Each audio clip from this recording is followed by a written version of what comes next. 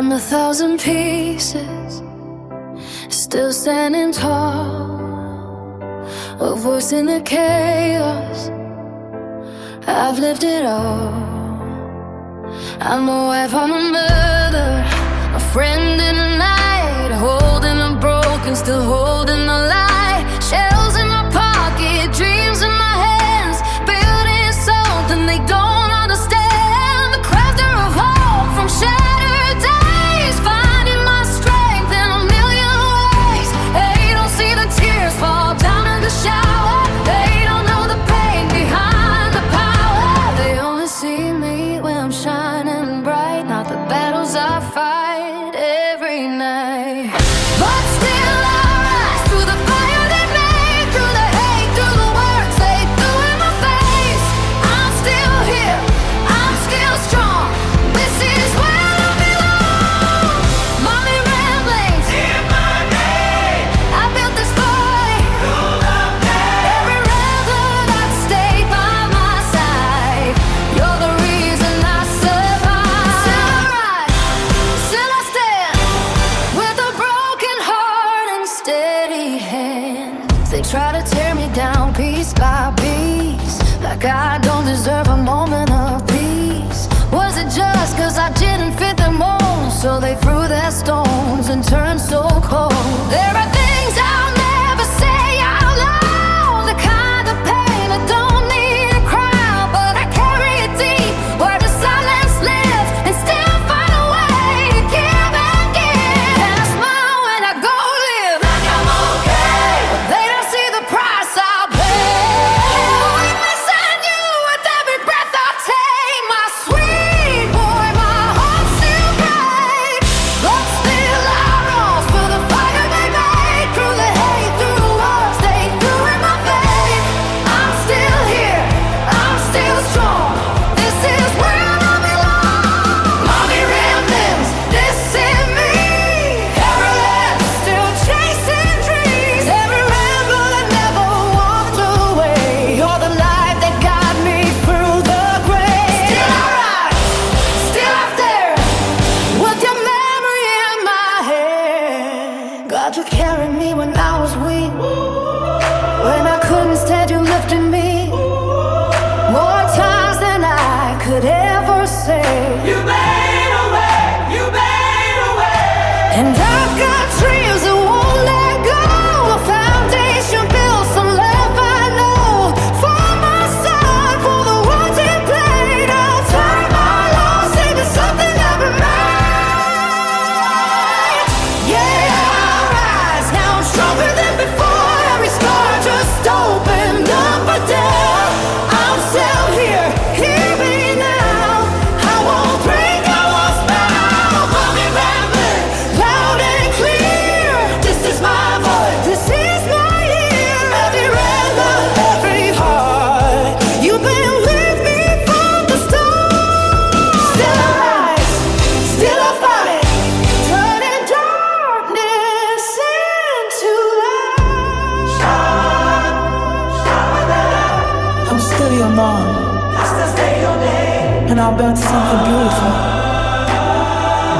from all this pain. Hello, hello, hello, hello. I hope everybody had a, let me shut that off. It's not True Crime Saturday Night Mystery True Crime. Okay, I hope everybody had a good day today. If you're a dad or you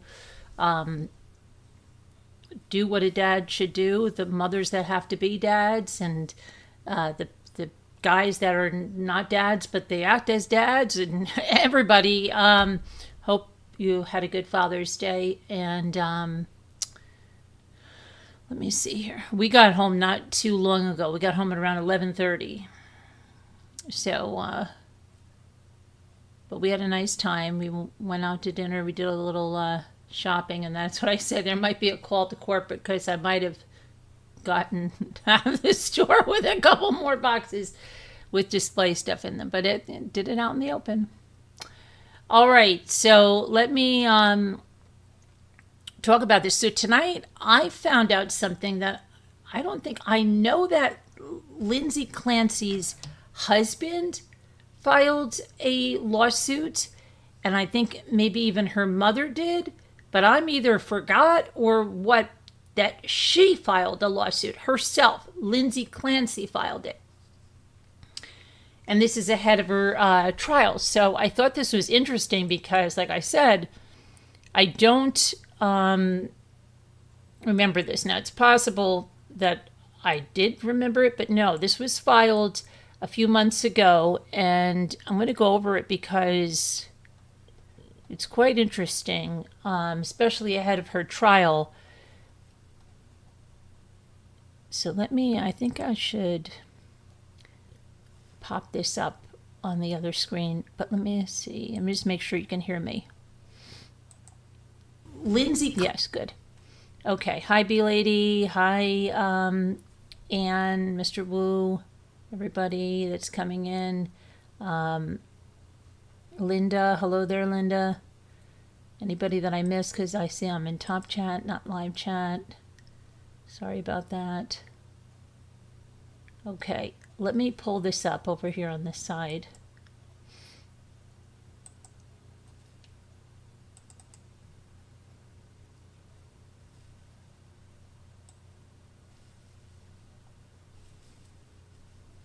Come on, get over there. Get over there. Okay. So this was filed 1/22/2026. Lindsay Clancy is the plaintiff, and she is suing Jennifer Tufts, MD, Rebecca Gelada, that was this certified nurse practitioner. She's suing Astor Mental Health, Inc., South Shore Health System, Inc., McLean Hospital, that's where she was an inpatient, and Women and Infants Hospital of Rhode Island, all the defendants. Complaint and jury demand. Introduction. So this is an action for personal injury and loss of consortium brought by Lindsay M. Clancy, Lindsay or plaintiff. This action arises from the catastrophic failure of multiple medical providers to properly diagnose, treat, and monitor Lindsay's severe postpartum psychiatric condition, despite her repeated desperate pleas for help and her family's persistent efforts to obtain adequate care. Lindsay Clancy did everything a mother in her situation could do. She recognized something was wrong with her. She sought medical treatment. She went to emergency rooms. She called crisis hotlines. She admitted herself to hospitals. She took the medications prescribed to her. She communicated her worsening symptoms to her providers. She told them the medications were making her worse. Her husband advocated for her. Her family drove her out of state to help her family drove from out of state to help care for her children. And still, the medical system failed her completely. The defendants, Jennifer A. Tufts, MD, Dr. Tufts, Rebecca H. Gelada, certified nurse practitioner, Nurse Gelada, Astor Medical Health, Inc., Astor, South Shore Health System, Inc., South Shore, McLean Hospital, McLean, and Women and Infants of Rhode Island, Women and Infants, each failed to properly diagnose Lindsay's bipolar disorder with postpartum onset, and instead subjected her to a disorganized, uncoordinated course of polypharmacy that exacerbated her condition and precipitated a severe psychotic break. Lindsay's clinical course was significantly complicated by polypharmacy and the involvement of multiple prescribers, which in effect obscured an accurate diagnosis and appropriate intervention and treatment, even though Lindsay did all that she could to obtain the appropriate treatment. The psychotropic medications that Lindsay received appear to have paradoxically exacerbated her underlying psychiatric vulnerability, precipitating a state of manic psychosis characterized by compelling command hallucinations. The tragedy that followed was the direct and proximate result of the defendant's collective negligence in failing to recognize obvious warning signs, coordinate care, properly diagnose Lindsay's condition, and provide treatment that met the applicable standard of care. As a direct result of the defendant's negligence, Lindsay suffered catastrophic physical injuries, including permanent paralysis, and she lost her 3 beloved children, Cora Marie Clancy, Dawson William Clancy, and Callan Patrick Clancy. Lindsay now faces a lifetime of physical disability, psychological trauma, and the unbearable grief of waking up every day knowing she killed her children, all of which could have been prevented had the defendants provided competent medical care. Plaintiff Lindsay M. Clancy is a resident of Massachusetts who at all relevant times resided in Duxbury, Massachusetts, with her husband Patrick Clancy and their 3 children. Lindsay was a registered nurse who worked in the labor and delivery department of Massachusetts General Hospital. She is the mother of Cora Marie Clancy, Dawson William Clancy, and Callan Patrick Clancy.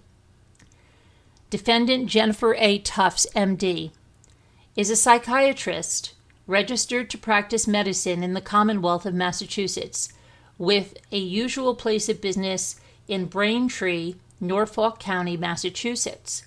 Defendant Rebecca H. Gelada, CNP, is a certified nurse practitioner registered to practice medicine in the Commonwealth of Massachusetts, with a usual place of business in Weymouth, Norfolk County, Massachusetts. Defendant Astor Mental Health, Inc. is a Massachusetts professional corporation with a principal place of business at 325 Wood Road, Suite 209, Braintree, Norfolk County, Massachusetts. Astor employed Dr. Tufts and is vicariously liable for her negligent acts and omissions.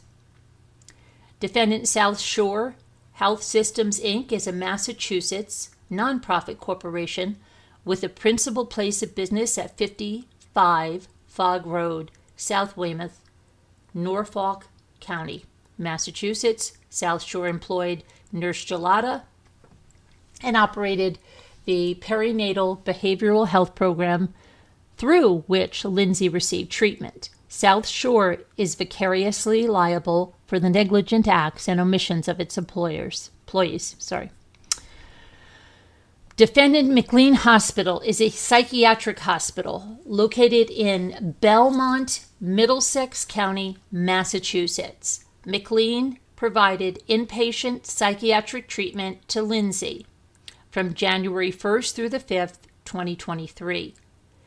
Defendant Women and Infants Hospital of Rhode Island is a hospital located in Providence, Rhode Island. Women and Infants operated a partial hospitalization day program for patients with postpartum depression, where Lindsay sought treatment in late December 2022.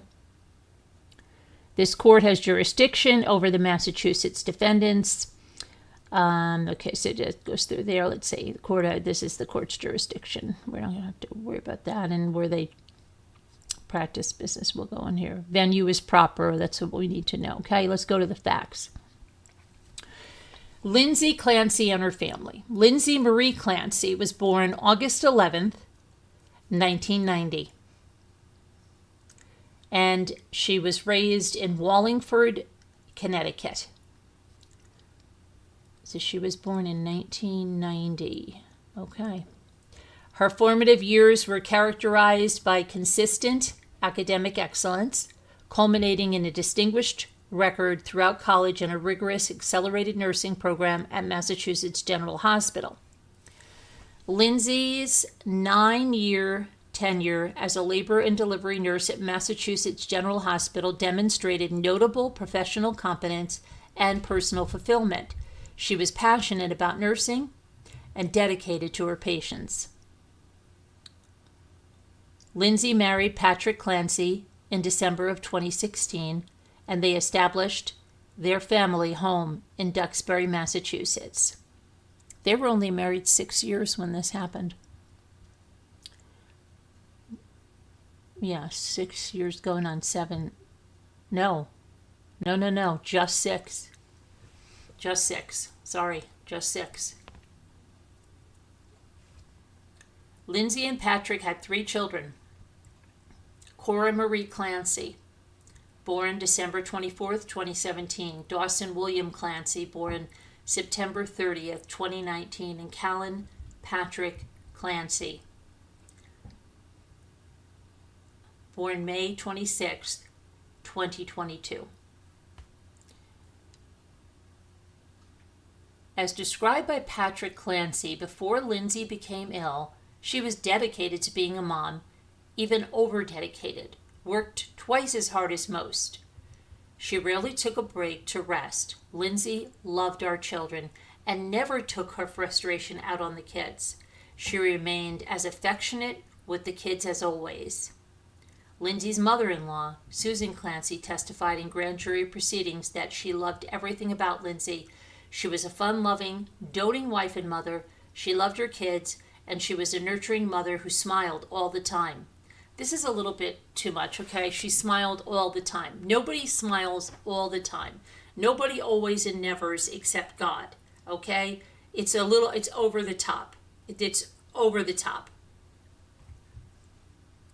Lindsay's sister, Allison Olga, described Lindsay as the kind of person who cares deeply for the people she loves. She shows up for the celebration and writes handwritten notes to show her love and appreciation.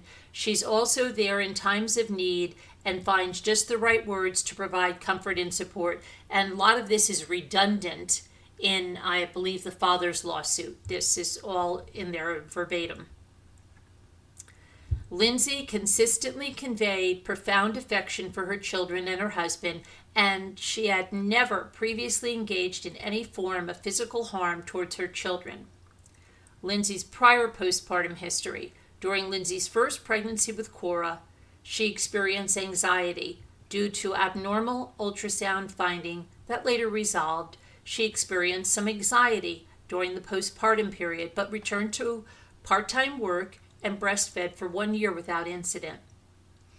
During the postpartum period following her second child, Dawson's birth, Lindsay was initially elated with increased energy. Patrick described that she had manic behavior for multiple days. In October of 2020, she had an episode of decluttering to simplify her life, obsessively cleaning and discarding items. She said she felt amazingly on top of things. Her thoughts raced, and she constantly felt pressure to be active. After her second pregnancy, anxiety emerged at approximately 2 months postpartum. Although Lindsay was offered Zoloft by a psychiatrist, she declined due to concerns about breastfeeding. Her symptoms resolved through exercise, a healthy diet, meditation, and several therapy sessions. Well, who'd she have the therapy sessions with? These prior postpartum episodes, including the hypomanic symptoms following Dawson's birth, were critical indicators that should have alerted competent psychiatric providers to the risk of bipolar disorder and the potential for more severe postpartum psychiatric complications following subsequent pregnancies. But who was her provider? She doesn't say who was her provider at that time. Third pregnancy and initial postpartum period. Lindsay gave birth to Callan on May 26, 2022. Both Patrick and Lindsay took parental leave following Callan's birth. Lindsay demonstrated significant activation of hypomanic behavior, including an extensive program of exercise beginning only 1 week after delivery. She woke every day before the children at 4 a.m. and ran 3 miles. She did spinning for 30 minutes on the Peloton, and then she did 30 minutes of aerobics. Okay, so your wife's getting up at 4, a week after delivery, which Anyone that's had a baby, that you're not even supposed to walk up more than one flight of stairs a day, okay? Because of the potential for blood clots, all of that stuff, hemorrhaging. So a week after delivery, she's getting up at 4 a.m. She's running 3 miles, spinning for 30 minutes, and then doing 30 minutes of aerobics. On July 4th, 2022, only 5 weeks after delivery, she ran a 5-mile race. Lindsay's sister Allison observed that unlike her usual sensible self, Lindsay impulsively bought into a Beachbody multi-level marketing scheme, purchasing products to resell. She made videos of her exercise routines, she posted them on Facebook, and she encouraged friends to join the program. She doesn't give us a timeline on that, right? These early, so I guess it was early postpartum behaviors constituted a hypomanic episode that, combined with her history following Dawson's birth, should have immediately suggested bipolar disorder to any competent psychiatric provider who obtained an adequate history. Lindsay's desperate efforts to seek help. At approximately 12 weeks postpartum, Lindsay's mood switched suddenly to anxiety and depression. She experienced debilitating anxiety, insomnia, sleeping only approximately 3 hours per night, and exhaustion during the day. Well, the exhaustion during the day is from sleeping 3 hours per night, right? Okay, she had no motivation and could not exercise. Everything about her body felt heavy and required effort. It was a chore to dress or shower. Her parents came from out of state to help care for the children. Recognizing that something was seriously wrong, Lindsay took the initiative to seek psychiatric care. On September 12th, 2022, she found Dr. Jennifer Tufts online and scheduled an appointment. At her first appointment with Dr. Tufts, Lindsay's Edinburgh postnatal depression scale was 23, indicating severe depression. Dr. Tufts prescribed Zoloft despite Lindsay's hesitation about medication due to breastfeeding concerns. Lindsay waited approximately 2 weeks before taking the medication. So Lindsay waited. They gave her Zoloft. Zoloft is one of the safest medications. They even prescribe it during pregnancy. So she really didn't have to. It wasn't a pump and dump kind of medication. It wasn't like a benzo or something. She'd have to pump and dump her milk. She can breastfeed with it without, there's, like I said, there's people that take that throughout pregnancy. It's one of the longest studied, and doctors consider it safe. So she's a nurse working in labor and delivery. Why is she scared to take that if she needs that for severe depression? Right? So she's not following doctor's orders. She waited. Did she tell the doctor she waited? She waited approximately 2 weeks before taking the medication.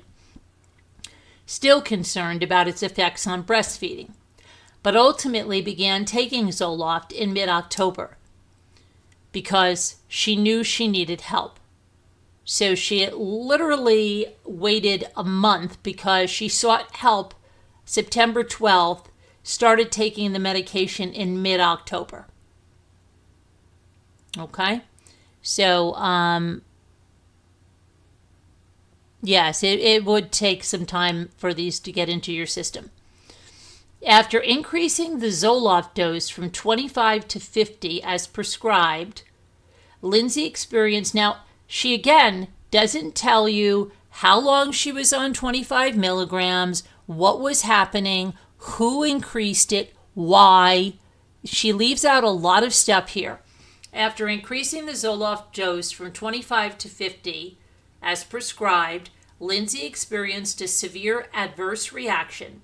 She did not sleep for 48 hours. She had racing thoughts, worsening anxiety, and felt awful. This dramatic departure from her previous sleep patterns. Well, you just told us her previous sleep patterns were 3 hours a night, right? So we hear nothing about how the 25 milligrams of Zoloft was working. Why did they raise it to 50? What was the timeline of that? Okay, something's wrong. Okay, because watch, I'll show you right away where we're going to see something's wrong here. The dramatic departure from her previous sleep patterns was an obvious warning sign of medication-induced activation consistent with bipolar disorder. Well, Lindsay promptly reported these symptoms to Dr. Tufts on October 20th. Now let's look at this. She said she just began this medication in mid-October. Mid-October is October 15th. On October 20th, she's already increased her dose. She's felt awful. No. There's something very wrong here. There's something really wrong here. No.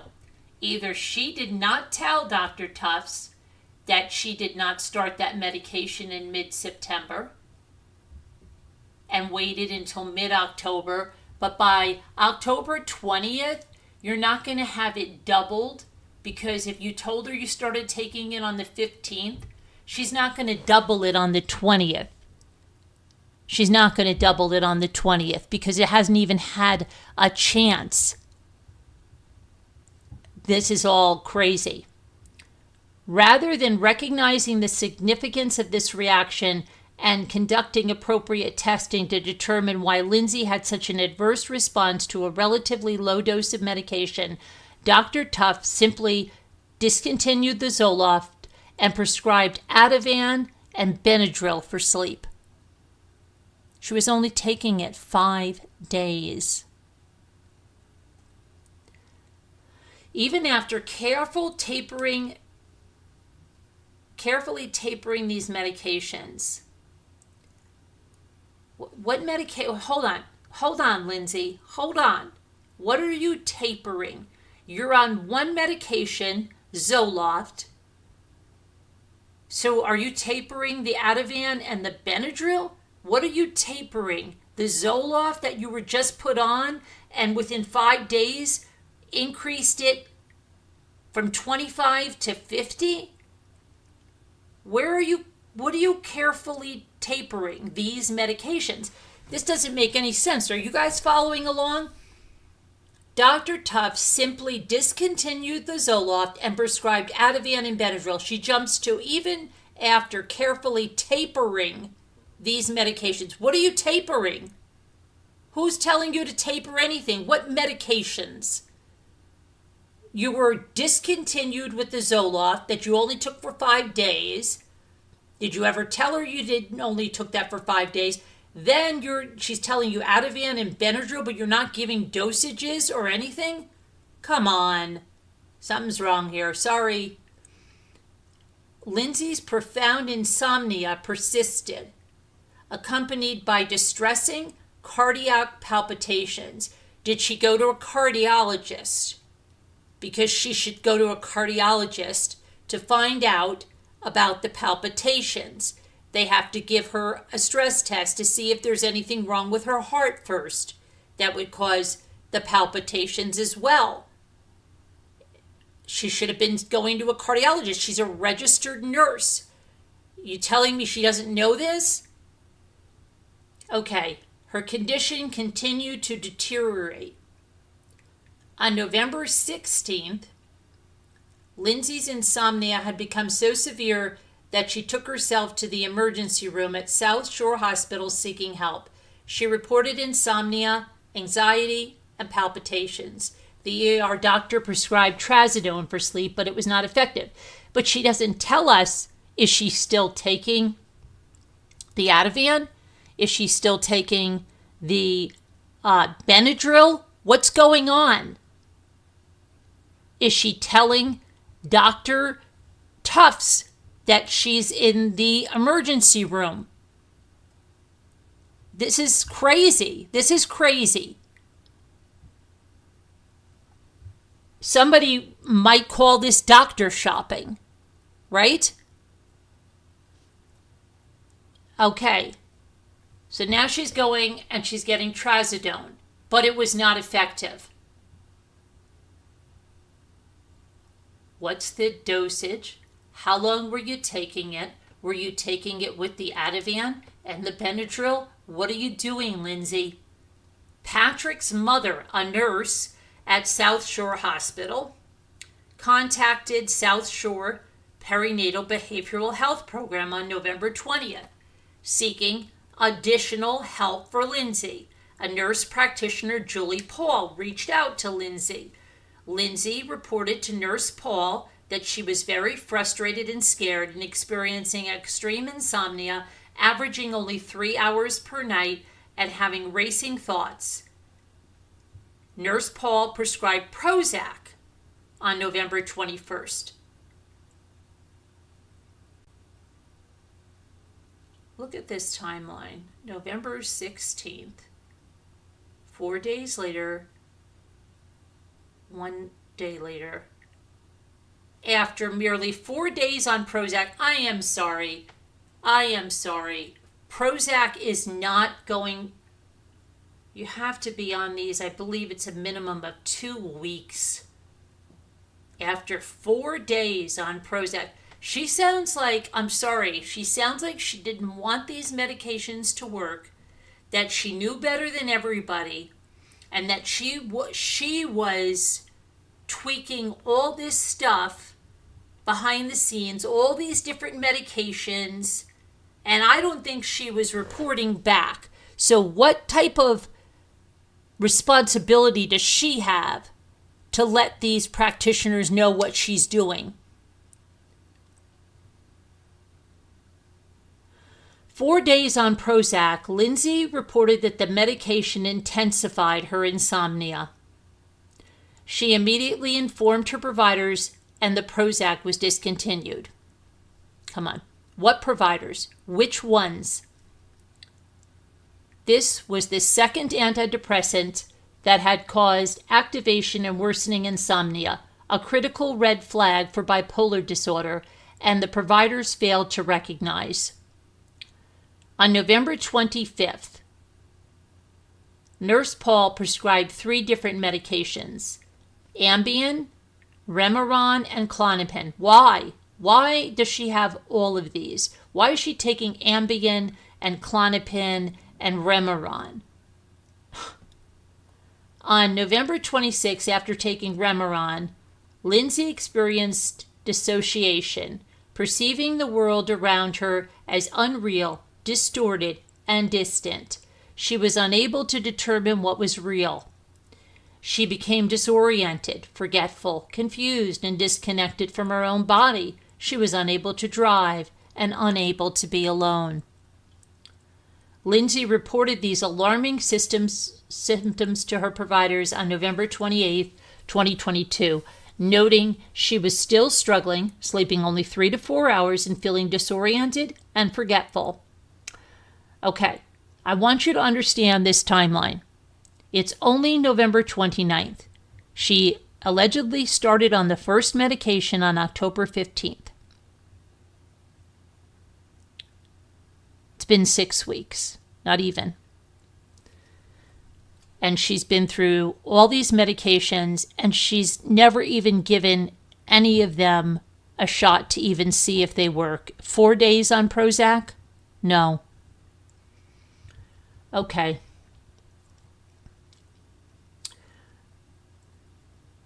On November 29th, Lindsay began treating with Nurse Gelada. But you already said Nurse Gelada was prescribing stuff, so what is she talking about? What? Lindsay reported that she was anxious and frightened about what is happening, and then she blamed herself, and Nurse Gelada correctly considered a bipolar presentation and prescribed Seroquel, an antipsychotic and a mood stabilizer. After starting Seroquel, Lindsay's condition took a dramatic turn, but she doesn't say. Is she taking Seroquel? That's it? Is she taking Seroquel with Ambien and Remeron and Klonopin? What the hell is she doing? Why is she not putting the amount she's prescribed? She did before. This is crazy. Okay. After starting Seroquel, Lindsay's condition took a dramatic turn for the worse. She developed suicidal ideation and began experiencing what she described as intrusive thoughts, which were actually auditory hallucinations. The voice said, "I will not be the same. I want to die," she said. The voice is saying to her. That's the voice. Lindsay openly communicated her escalating internal turmoil to her husband, her parents, and her providers. She described her emotional state as emotionless and like being a zombie, attributed this profound, effective blunting to the Seroquel. On December 2nd, Lindsay reported to Nurse Gelada that she had lost 15 pounds, had no appetite, and was experiencing panic attacks and confusion and had a lack of attention over the past 4 days. So what did Nurse Gelada say? We don't hear what Nurse Gelada said.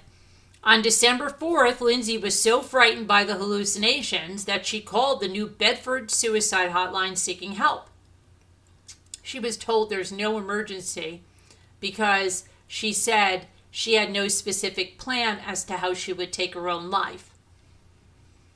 On December 5th, Lindsay met virtually with an Aspire crisis support clinician, again seeking help. She was told that she did not meet the criteria for inpatient treatment because she did not have a plan to take her life. On December 6th, Patrick attended an appointment with Lindsay and Nurse Gelada. Patrick connected Lindsay's suicidal thoughts to the Seroquel. Patrick did. Patrick, who's not even taking the medication, is connecting her suicidal thoughts. Okay. He told Nurse Gelada that Lindsay is 10,000 times worse since she has taken medication and asked if they could get Lindsay off medications and start from scratch. Well, what is she taking? Is she just taking Seroquel at this point? What is she taking? Why is he saying medications? Come on. Start from scratch to see what's going on. He asked if there could have been some mistake, like using the wrong medications. Nurse Gelada acknowledged it is possible. Despite this, Nurse Gelada continued to increase the Seroquel dosage towards 400 milligrams per day. This does not make any sense. None.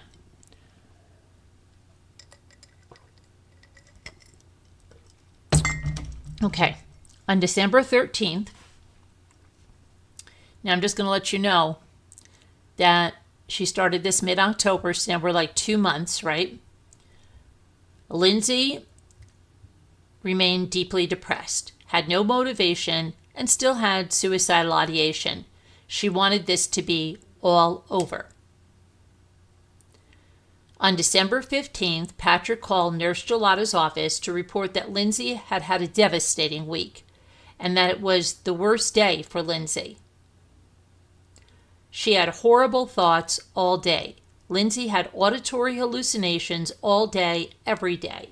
She felt debilitated, not interested in anything, exhausted, could not get out of bed. The hallucinations were loud, continued all day, saying, "I will never be the same. I will never be me again. You are damaged. You will never be the same. The only option is to die."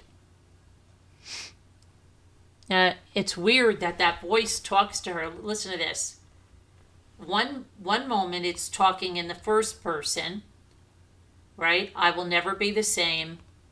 Then it switches to you are damaged in the third person.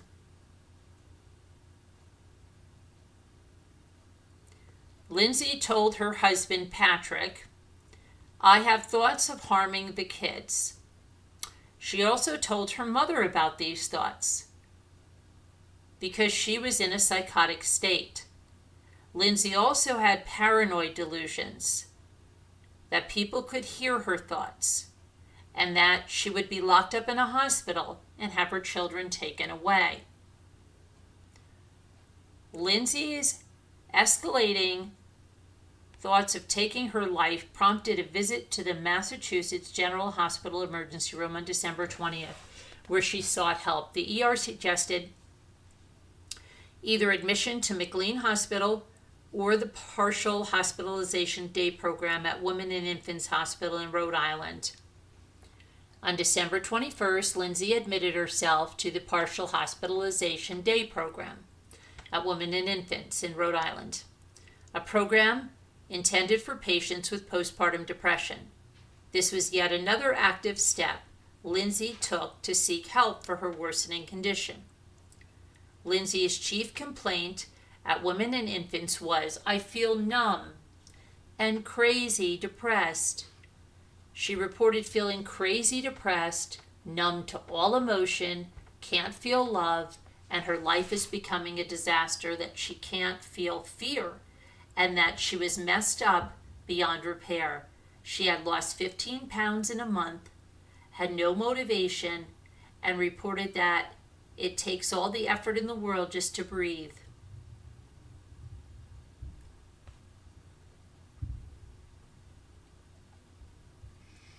Lindsay's Edinburgh postnatal depression scale at Women and Infants was a 23, indicating severe depression.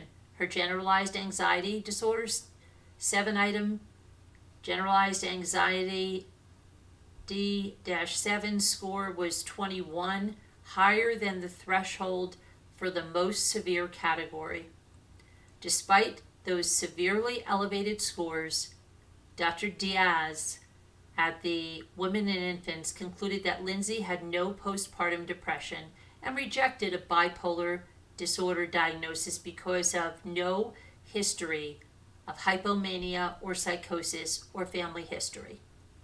The conclusion was negligent because Dr. Diaz failed to obtain an adequate history. Had Dr. Diaz properly inquired about Lindsay's early postpartum period, she would have learned of the hypomanic episode that began immediately after delivery.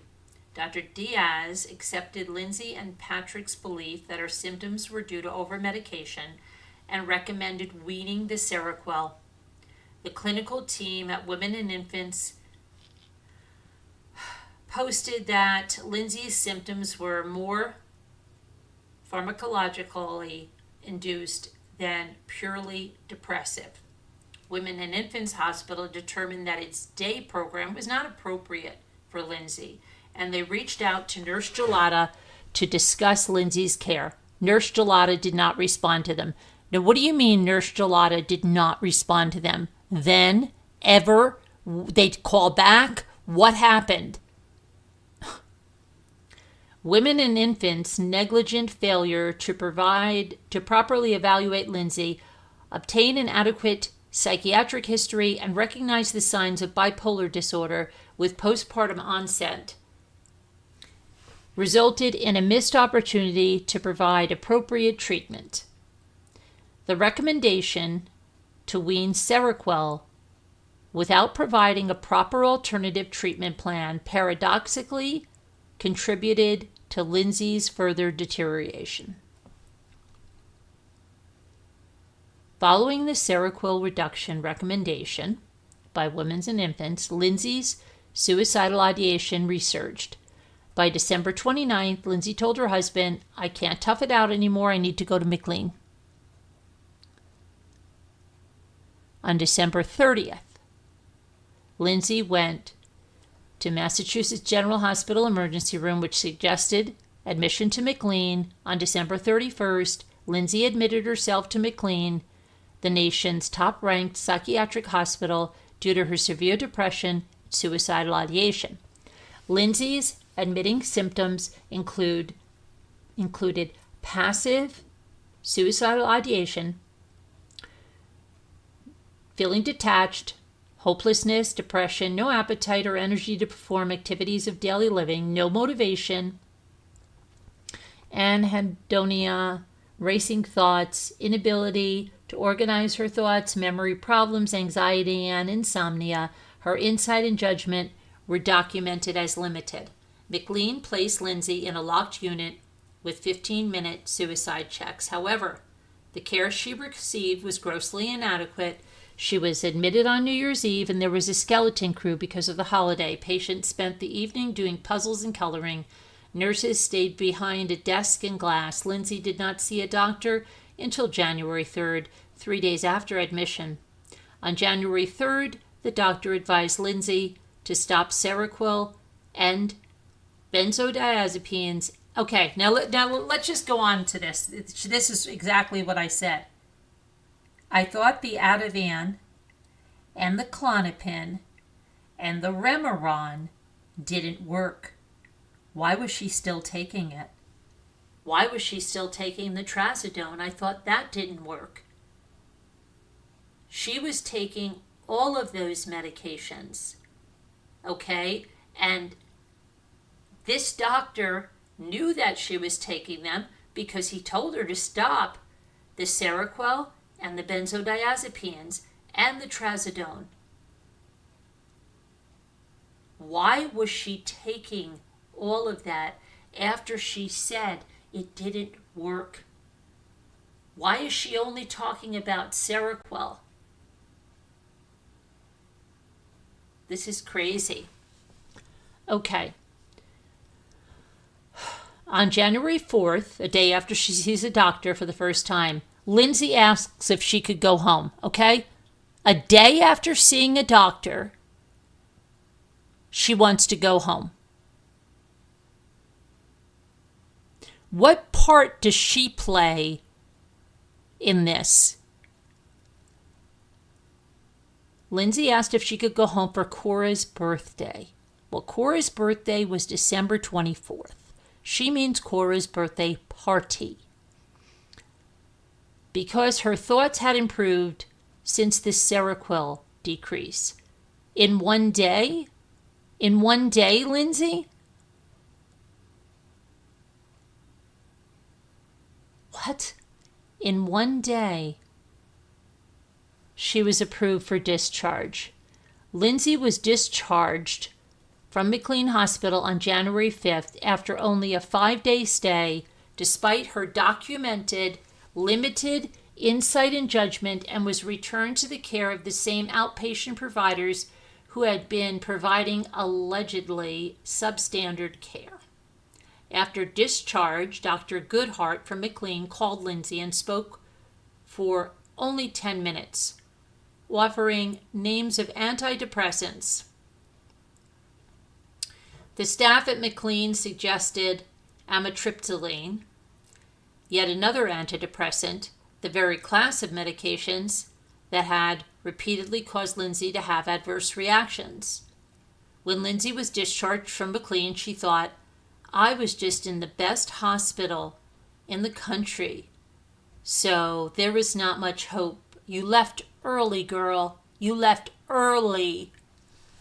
She decided she must appear like she was okay and just had to do her best. McLean Hospital's negligent failure to properly evaluate Lindsay, obtain an adequate psychiatric history, provide sufficient inpatient care during her brief admission, and ensure appropriate discharge planning and follow-up care directly contributed to the tragic events that followed. Lindsay returned to treatment with Dr. Tufts on January 6th, the day after her discharge from McLean. Dr. Tufts diagnosed Lindsay with chronic major depressive disorder, single episode, moderate. She recorded that Lindsay's psychiatric condition was deteriorating and that her medication was not effective. Despite her poor condition, Dr. Tufts met with Lindsay for only 17 minutes. Well, listen to me. Dr. Tufts is a psychiatrist, and most psychiatrists only meet with patients for 15-minute med checks. They don't do counseling and therapy. That's left to the psychologists. The psychiatrists are usually just doing med checks. So 17 minutes is not negligent. At Cora's birthday party on January 7th, 2023, Lindsay was not herself. She smiled but could not converse. She avoided talking and could not make sense of what others were saying. Lindsay's hallucinations resumed within 1 week of her discharge from McLean. Well, did she go back? Did she go back? Did she get a psychologist? Who's she going to sessions with? She needs to be seeing somebody probably once a week to talk through this anxiety and everything. That's not going to be a psychiatrist. That's going to be a psychologist. Her psychiatrist will do the med checks. What the heck is she doing?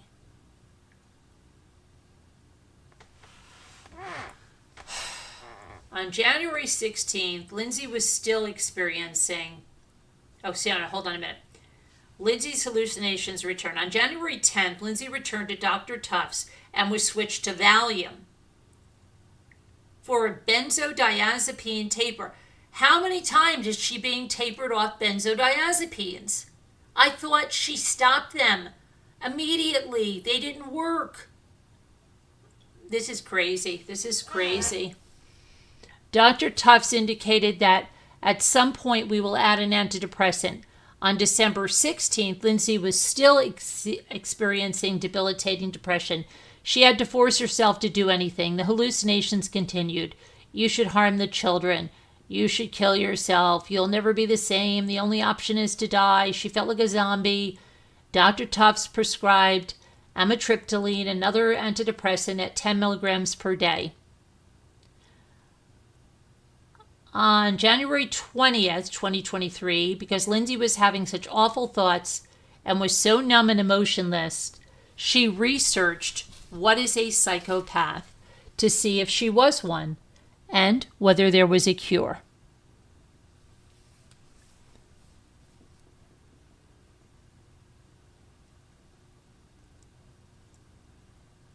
On January 23rd, during another 17-minute appointment, Lindsay reported being a little more anxious with her heart racing, more AM anxiety, and Dr. Tufts recorded that Lindsay's mood is the same, flat, anxious, that she has no motivation, numb, and that she has to force herself up and out of the house.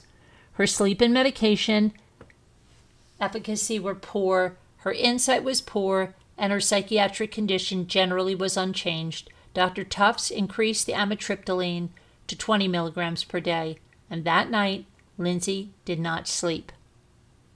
See, this is a direct conflict with what she told her husband on January 24th, and what her husband said was one of her best days and that she slept well. Here she says she did not sleep. So what's the truth?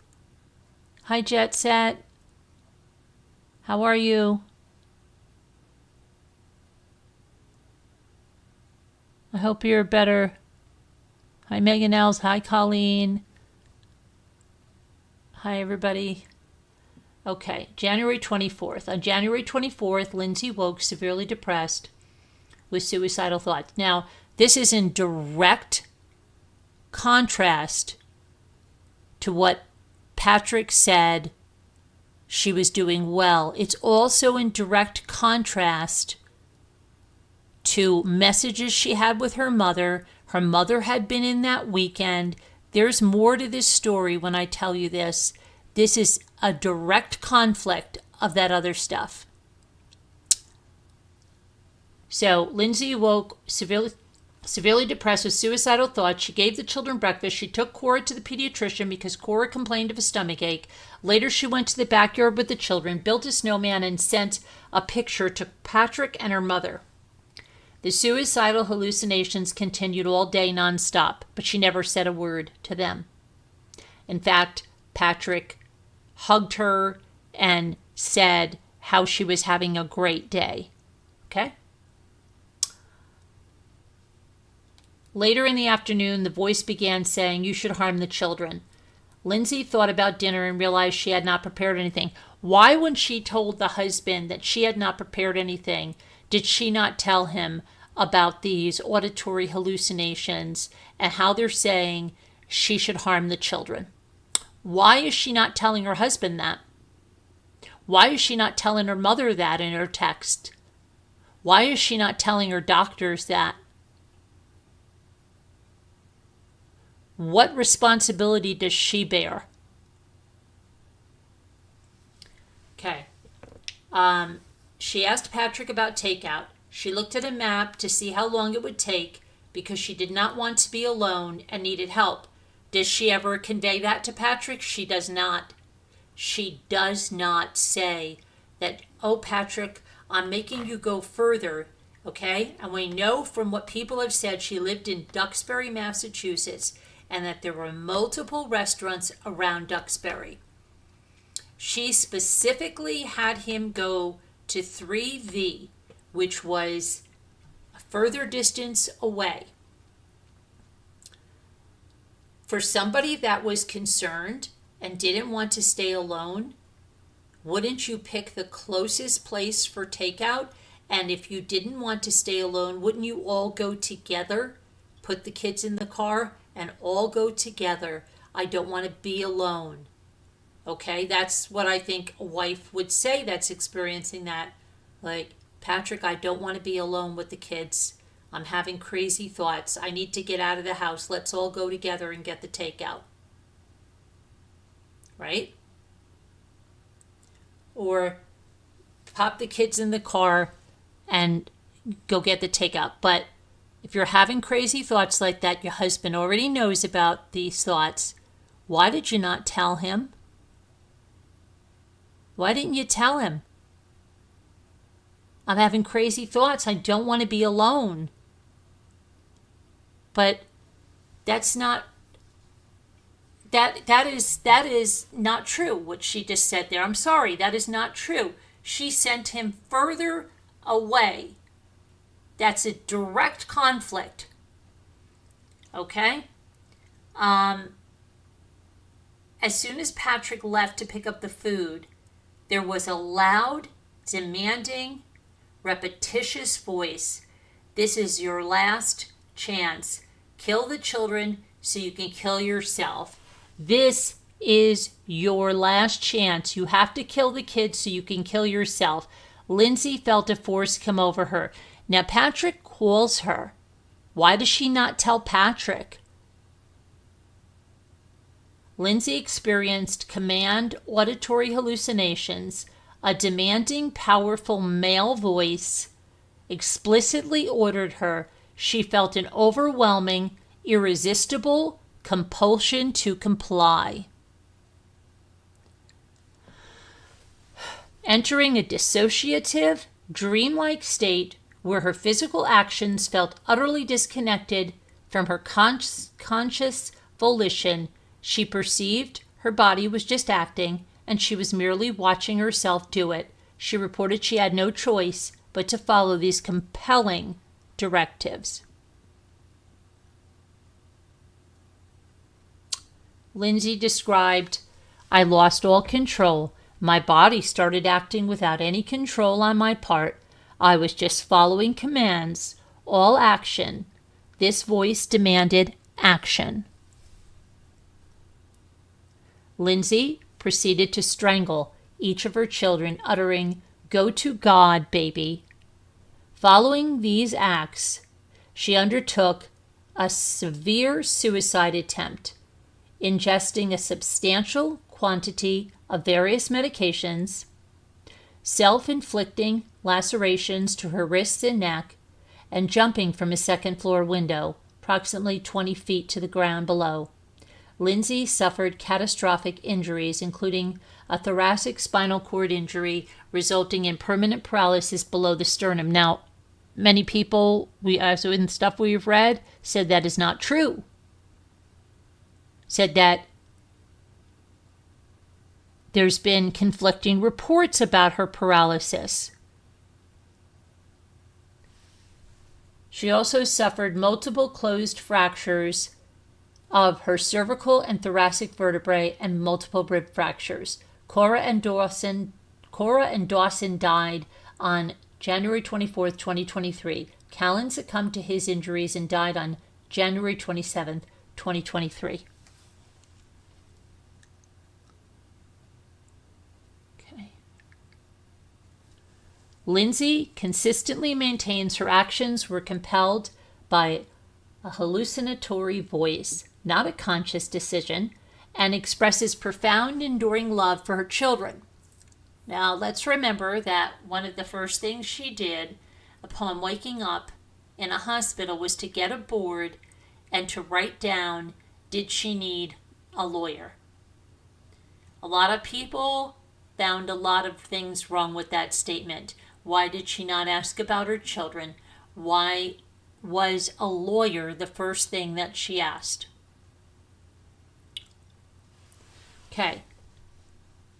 Expert psychiatric opinions. Dr. Margaret Spinelli, a clinical professor of psychiatry at Columbia University, conducted a comprehensive forensic psychiatric evaluation of Lindsay. Dr. Spinelli met with Lindsay for 5 hours at Duxbury Psychiatric Hospital on June 11th, 2024. Okay, guys, June 11th, 2024. Do you realize how far removed from this situation that date is? The children were killed in January of 2023. This doctor met with Lindsay June 11th of 2024.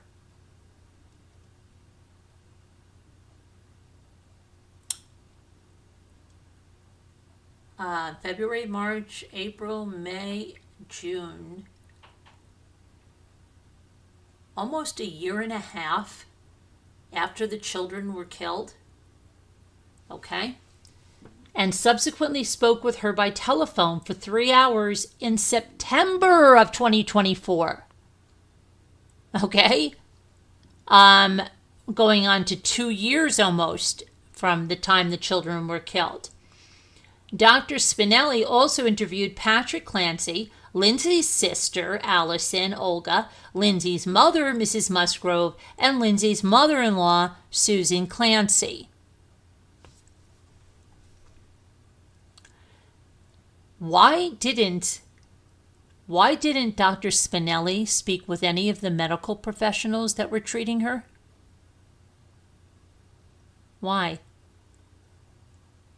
Dr. Spinelli diagnosed Lindsay with bipolar disorder 1, severe with psychosis and anxious distress with postpartum onset. Dr. Spinelli concluded that Lindsay had a baseline bipolar disorder with minimal symptoms after her second childbirth, and that her symptoms worsened after her third birth. When she was prescribed an antidepressant, Dr. Spinelli noted that an antidepressant medication can create manic or hypomanic symptoms and mood instability in one who has bipolar illness, and this is a well-known response for a person with underlying bipolar disorder. Dr. Spinelli opined that the providers never seemed to communicate with one another, and no one ever asked her to describe the content of her intrusive thoughts, which were in fact hallucinations, and that Lindsay was repeatedly given antidepressants instead of a mood stabilizer. That's false. Seroquel is a mood stabilizer. So that is false. That's false right there. Dr. Spinelli specifically commented on the failures of multiple providers regarding the initial Zoloft reaction of 5 days. Guys, remember she was on it for 5 days. What was 5 days? And she increased it twice what it was and then said it wasn't working. Come on. Regarding the initial Zoloft reaction, she noted that if practitioners had recognized the hypomanic activation after Zoloft, a second or third antidepressant would not have been tried. Regarding women and infants, she noted that Dr. Diaz did not review mood symptoms of the last pregnancy and this postpartum period, and did not review hypomanic episode immediately after delivery, which was the beginning of Mrs. Clancy's postpartum psychosis. Dr. Spinelli concluded she did all that she could to obtain the appropriate treatment. Dr. Paul Zeisel, a forensic psychologist, also conducted extensive clinical interviews with Lindsay and her parents. Dr. Zeisel was the initial forensic expert to engage Lindsay in the immediate aftermath of the incident. Dr. Zeisel concurred with the assessments of Dr. Spinelli and Dr. Philip Resnick.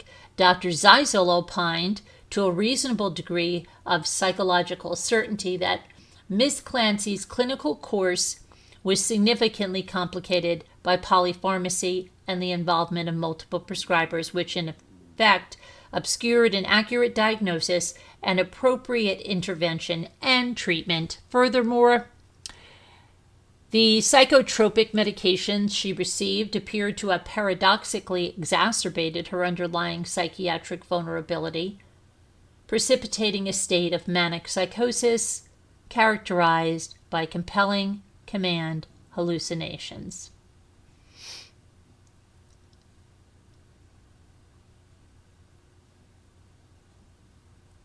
Dr. Zeisel noted that Lindsay's parents conveyed profound shock and devastation at the depth of her psychological decompensation, indicating a prior lack of complete comprehension regarding the actual severity of her underlying illness.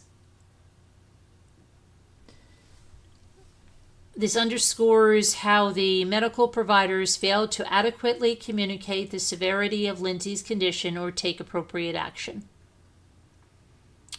The standard of care required 10 defendants to obtain a complete psychiatric history, including detailed inquiry into Lindsay's mood and symptoms during and after her prior pregnancies. But not one of these people have spoken to her providers. They are taking a one-sided approach to this, what Lindsay and her family have told them. Why did they not contact her providers? Why did they not subpoena her medical records? Something here smells very fishy. Okay? Come on. Come on. Where are her medical records? Let's see. Have any of the providers done so? They would have learned of the hypomanic episode that followed her second and third deliveries, which were critical indicators of bipolar disorder. Hey, Anne, thank you for sending that gift membership. And Jet Set, you got a gift membership. You're seeing it firsthand with a family member. You said, I'm telling you right now, alcoholism and depression, prescription medication, and mental illness is a recipe for disaster. Yes, it would sound like that. I'm seeing it firsthand with a family member. Thank you, Anne. Let me play you a song. And Jet Set, say thank you to Anne. You got a membership courtesy of Anne. Thank you so much, Anne. Appreciate it. Let me play you a little song here for the membership. Appreciate that very much. Okay.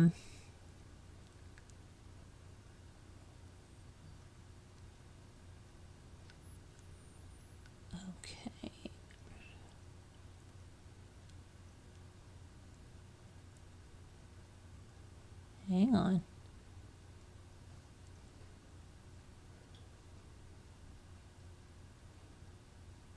Just have to go into, here's our membership. Okay.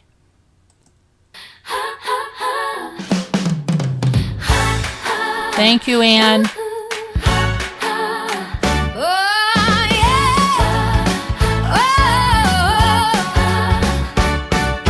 Hey there, Rambler, pull up a chair. You're part of the family, loves everywhere. From late night laughter, stories that matter. We ramble together, it's perfectly scattered. Welcome, welcome.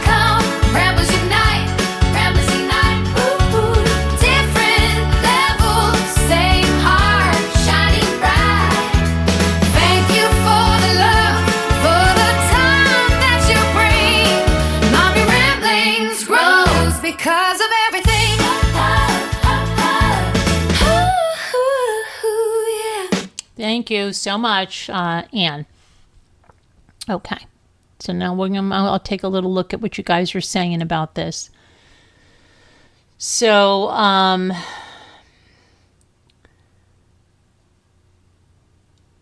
learned lately that crazy people don't necessarily know that they're crazy. They're mindful of them to do and say the things that they normally wouldn't. I'm learning mental illness is very serious. Yeah.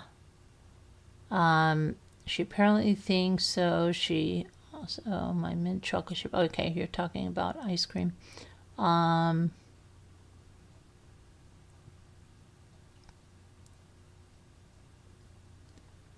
dealt with addiction with my son who passed, and it was so sad. And so, oh, I'm so sorry, Anne. I'm so sorry about that.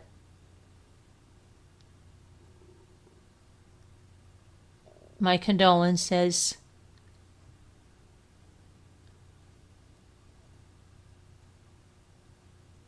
Okay, so let's go here now and see what the heck is going on here.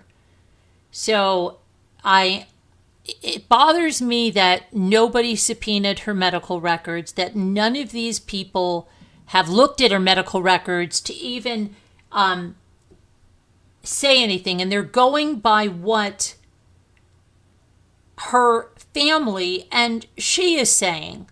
That's completely biased. Right? I mean, oh my gosh. Crazy. Okay, so let's see. The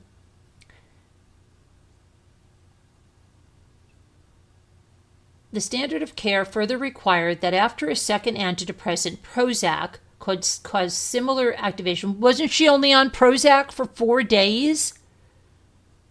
Defendants should have diagnosed bipolar disorder and prescribed a mood stabilizer. The standard of care, defendants to conduct appropriate testing, including blood plasma levels of medication to determine. She was also going like a ping pong ball, okay? And some people could accuse her of doctor shopping. Why was she going to so many different facilities and so many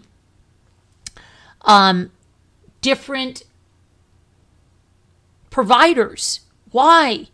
Why was she seeing Dr. Tufts and then she's seeing this nurse, but we don't hear that she's getting a psychologist to do any kind of either a behavioral therapy or some kind of counseling, right? We're not seeing anything about any type of counseling. Nothing but medications. Nothing to go along with that.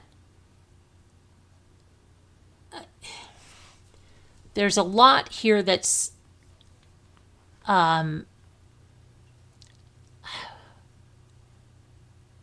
just, I don't know. This is a mess. Okay.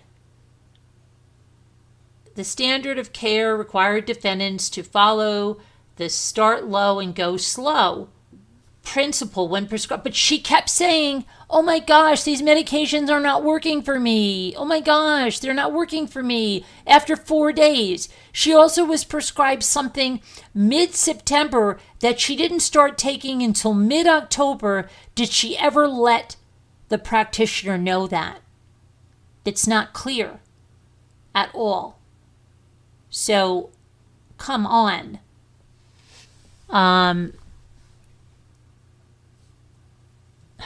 Just so crazy. Okay. All right, let me go here. Defendants added and accelerated medications in an ad hoc manner that radically increased the risks to Lindsay. The standard of care required defendants to inquire into the content of Lindsay's intrusive thoughts, which were actually auditory hallucinations. Had that done so, they would have recognized the psychotic nature of her symptoms and the danger she posed to herself and her children, including the danger of postpartum psychosis. The standard of care, defendants to coordinate care among themselves with other treating providers.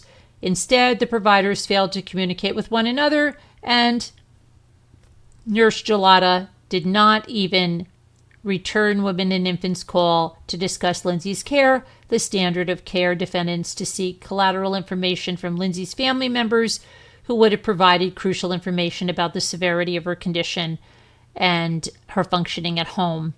The standard of care required defendants to recognize that Lindsay, as a patient suffering from severe postpartum mental health disorders with suicidal ideation, posed a risk of harming not only herself but also her children.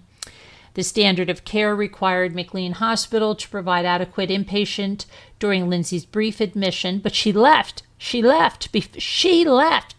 We don't even know if she signed an AMA paper. Come on. To properly evaluate her condition and ensure appropriate discharge planning rather than discharging her after discharging her after 5 days. She wanted to leave after 5 days. That was her, right? Come on. This is, oh my gosh, it's just so crazy. Oh my goodness. Okay. Providing inadequate care. The standard of care required women and infants to properly evaluate Lindsay, obtain an adequate psychiatric history, including inquiry into her early postpartum period, recognize the signs of bipolar disorder rather than dismissing her severe depression scores and recommending medication changes without proper follow-up. And the other thing is they keep pushing this bipolar disorder. Now, I don't know if I'm correct, but the bipolar disorder, it's usually like schizoaffective disorder that presents with auditory hallucinations. Why are they not mentioning that? Why are they saying bipolar and acting like that normally presents with auditory hallucinations, which I don't think is correct?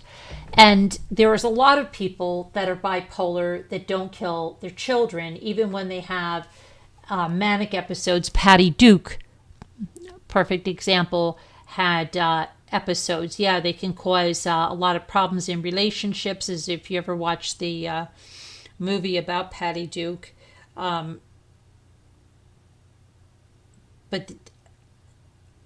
I don't think it presents that they then are killing people with voices. So they keep pushing this bipolar.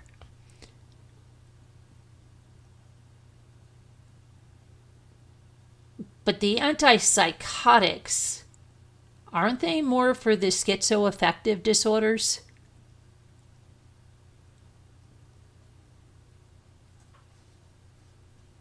Okay, well, I'll have to research that. Okay. Defendants knew or should have known Lindsay presented a real, clear, and present danger of harm to herself and her young children. Defendants' collective failures to comply with the standard of care, more likely than not, directly and proximately caused the injuries suffered by Lindsay, including Lindsay's killing her children and attempt to kill herself. Count 1, negligence, medical malpractice, personal injury. So this goes over everything that they, were negligent in, and let's see what she wants as a result of this. Count 2, a loss of parental consortium. The plaintiff repeats and realleges the foregoing allegations as if fully set forth herein. At all relevant times, Lindsay was the mother of Cora, Dawson, and Callan. As a direct and proximate result of the negligence, recklessness, and gross negligence of the defendants, Lindsay has suffered and will continue to suffer the complete and permanent loss of the companionship, consortium, services, society, comfort, guidance, counsel, and advice of her children, Cora, Dawson, and Callan. As a result of the foregoing, Lindsay is entitled to recover damages from the defendants in an amount to be determined at trial. Count 3, loss of spousal consortium. Plaintiff repeats and realleges the foregoing allegations as if fully set forth herein. At all relevant times, Lindsay was married to Patrick Clancy. As a direct and proximate result of the negligence, recklessness, and gross negligence of the defendants, Lindsay has suffered and will continue to suffer the loss of the normal marital relationship with her husband, including loss of companionship, consortium, society, comfort, guidance, counsel, advice, conjugal fellowship, and a result of the devastating impact of the events of January 24th, 2023 on her marriage. As a result of the foregoing, Lindsay is entitled to recover damages from the defendants in an amount to be determined at trial. Count 5, vicarious liability.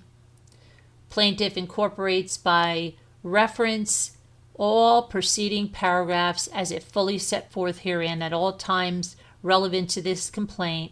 Dr. Tufts was an employee, agent, or servant of Astor Mental Health, acting within the scope of her employment. At all times relevant to this complaint, Nurse Gelada was an employee, agent, or servant of South Shore Health Systems, acting within the scope of her employment.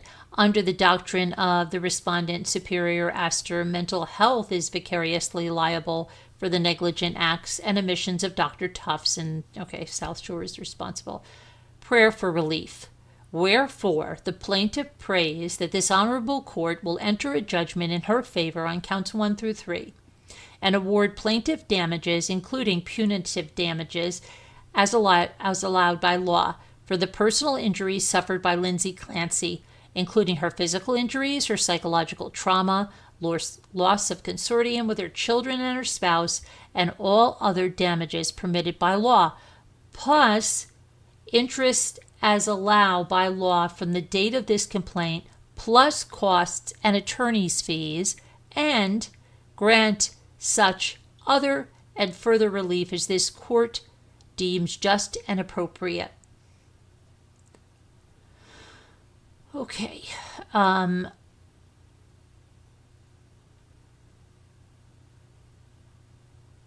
This is this another copy of this? Let's see. This is.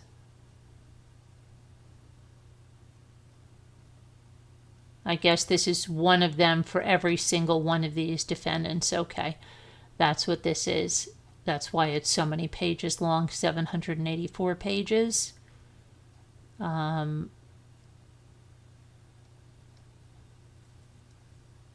So this is going to go to each defendant, and let's just see.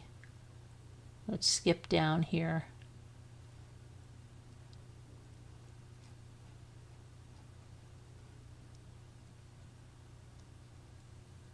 And her husband has a lawsuit, which is essentially just like this. And I believe her mother also has a lawsuit. I have to check that though. Let me see. I know Patrick has a lawsuit.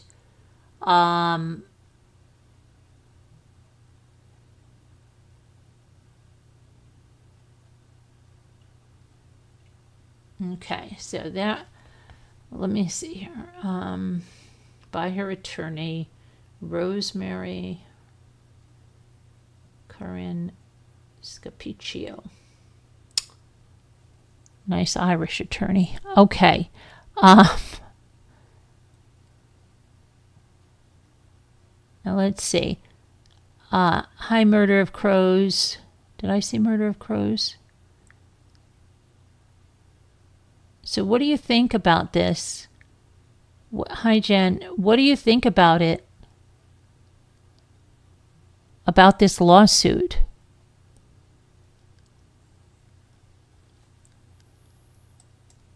I mean, okay, let me just say something.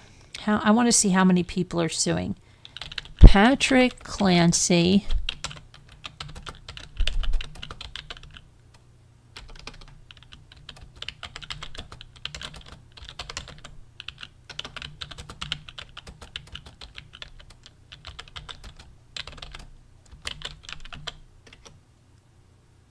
Okay, so Lindsay's husband has one.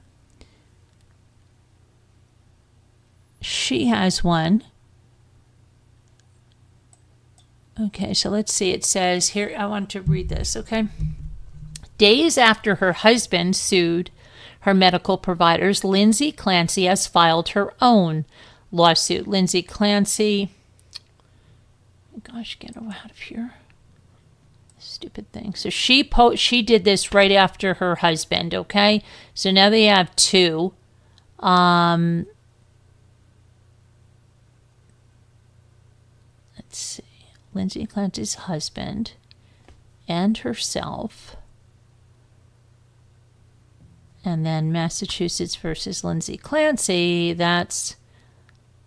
So they're both, Lindsay and Patrick have each filed that. Let's see. I don't know what,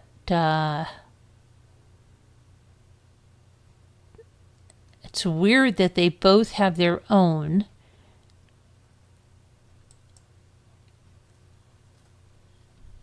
And they're not together on it. Let me see here. Lindsay Clancy's husband filed a wrongful death suit against two of his wife's healthcare providers, claiming that they over and improperly medicated her in the months before she's accused of killing her 3 children. Clancy allegedly strangled her children on January 24th, 2023. Clancy's attorney, Kevin Reddington, has said that he doesn't believe that she should be found criminally responsible for the deaths. Okay, in a suit filed in Norfolk Superior Court, Patrick Clancy named Dr. Jennifer Tufts and nurse practitioner Rebecca Gelada, who both prescribed Lindsay a number of medications along with their respective practices. So he did not put in, she has more in hers. She's also doing McLean and Women and Children's. Okay, he's doing South Shore, Gelada, the nurse, and he's doing Tufts, and where's that? She was working wherever Jennifer Tufts was working with. Let's see. By the end of January, Lindsay had been prescribed a series of drugs. Yes, but she was supposed to be discontinuing. And the bevy of diverse and powerful medications they misprescribed, coupled with their abject failure to appropriately monitor Lindsay, resulted in Lindsay's mental health deteriorating to the point of suicidal ideation and requiring inpatient care. Instead of seeing improvement after the prescription of each medication, the suit describes a downward spiral for Lindsay, who initially sought treatment after becoming anxious when Patrick returned to work following the birth of their 3rd child, and she was left at home with 3 kids. But what they're not telling you, okay, is in this lawsuit, they're telling you that she was in dire straits that day. And let me get to where Patrick says she was having a great day, and where they say in here she did not sleep at all, but Patrick said she slept well. So let me get to that, because that's a direct conflict.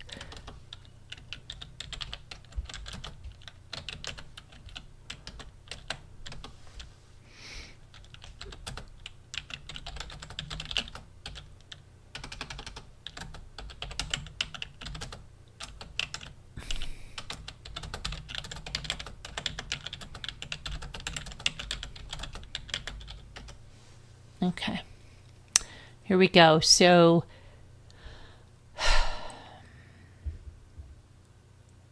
told him the morning the children died that she felt good and had slept pretty well, Patrick Clancy recalled.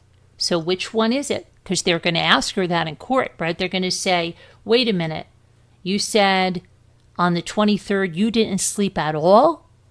But how come Patrick said that you told him you slept pretty well? Which one is it? Okay, it said Patrick Clancy pushed back against lies and misinformation that have swirled amid the intense interest around Lindsay Clancy's murder trial. I wasn't married to a monster. I was married to someone who got sick, Clancy said. Patrick Clancy describes how balancing her home and work life as a new mother drove her anxiety, but that he encouraged her to continue working so she'd have her own life. He also recalled his wife's mental health struggles. Patrick disputed a part of prosecutor's indictment that said psychiatrists at a Providence, Rhode Island hospital found no symptoms that his wife had postpartum depression. Misleading, because the doctors didn't want to intervene in her ongoing treatment and said that when she was later admitted to McLean Hospital in Belmont, Massachusetts, she texted him, "I don't belong here." Other people had more classic symptoms of a mental break. She started to do better and told him the morning the children died that she felt good and had slept pretty well. Clancy recalled. He touched on the agonizing moments he discovered Lindsay wounded outside their home and then their children dead and dying inside. The article also discusses their first contact after the murders, a brief phone call he took while walking on Massachusetts shoreline in which she did not sound like herself, before reaching out to her 6 months later at the suggestion of her father, where she told him that every day has been the worst of her life. They've spoken more regularly since. Clancy also shared how he and his wife have been doing lately, though he didn't comment on their marital status. Both are self-conscious of their current emotional status. He said Lindsay for new medication that makes it hard for her to cry. What? He said Lindsay for new medication that makes it hard for her to cry, and Patrick for the worry that people will see me socializing and be like, shouldn't he be sad because his whole family was just killed? Both are self-conscious. Okay, so he claims that Lindsay is on new medication. It makes it hard for her to cry. It sounds like, well, you can figure out. Patrick has only made a few public statements prior to the interview, and I heard that he's not going to court.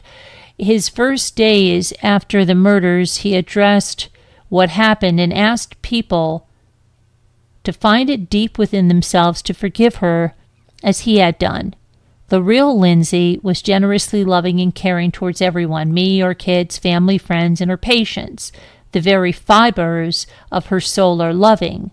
All I wish for her now is that she can somehow find peace.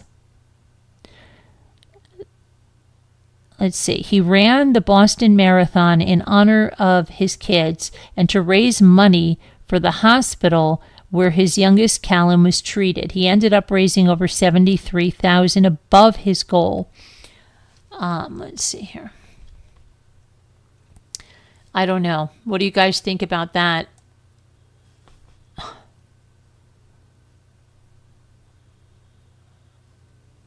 Okay, let me see something now.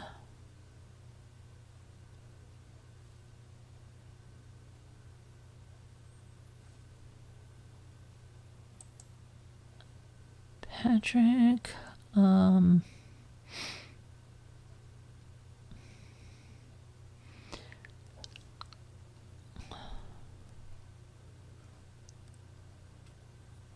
okay, here's something else from Patrick. Listen to this. Now he's kind of changing the story, right? Patrick Clancy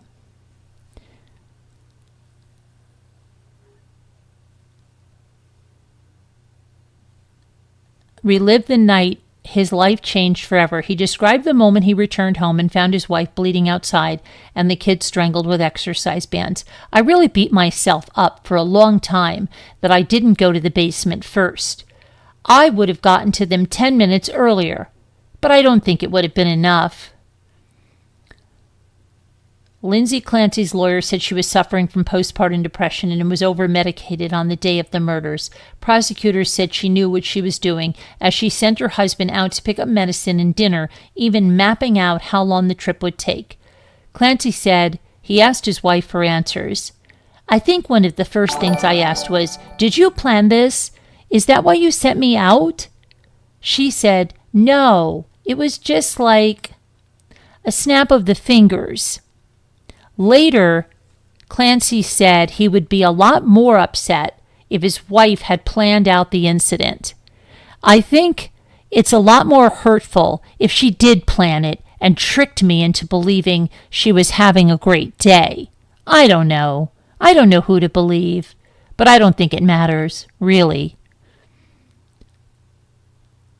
According to Massachusetts law, the defense only needs to make the argument that Lindsay Clancy was not guilty by reason of insanity. Okay, let's see here.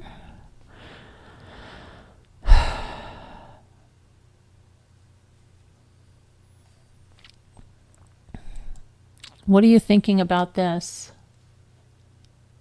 Anything about the father's statements?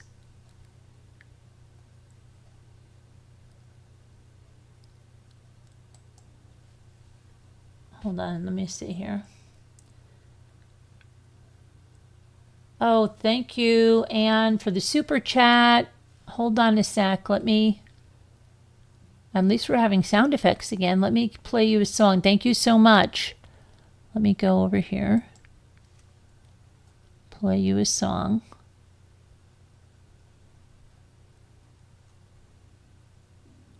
My stomach is grumbling. If you hear my stomach, oh my gosh, I don't know what's wrong with it. I drank too much seltzer and now it's a rumble. Here, okay, let me see. Where's the super chat? Here it is.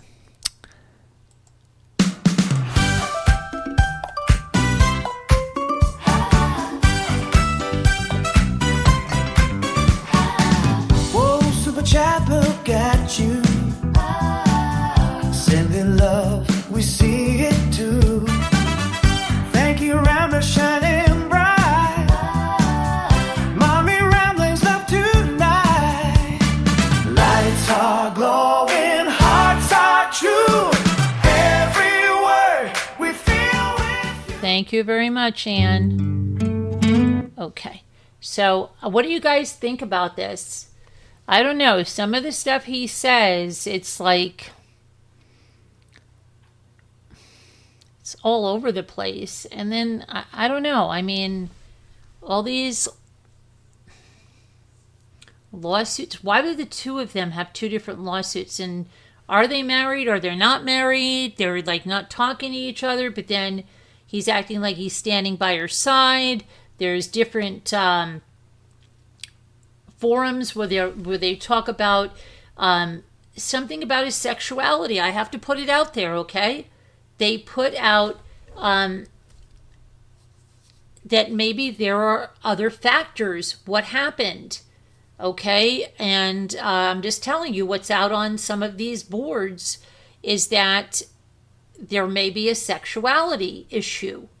They were only married 6 years. Okay? And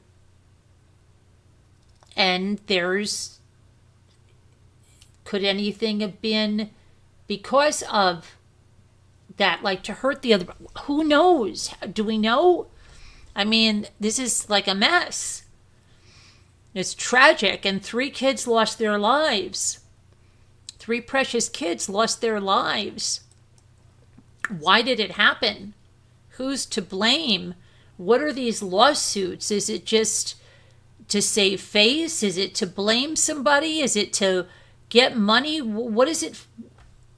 What's going on? Is it to help her case? Let's see. I think him and his wife were going through issues prior to this, says Jen. He's a mess, says Colleen.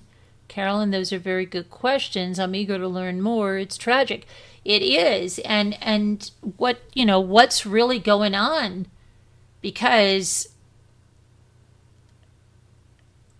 in one way, he's saying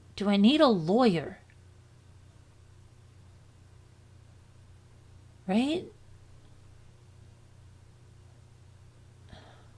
And Mr. Wu says, yeah, I think I understand your reservations about the lawsuits.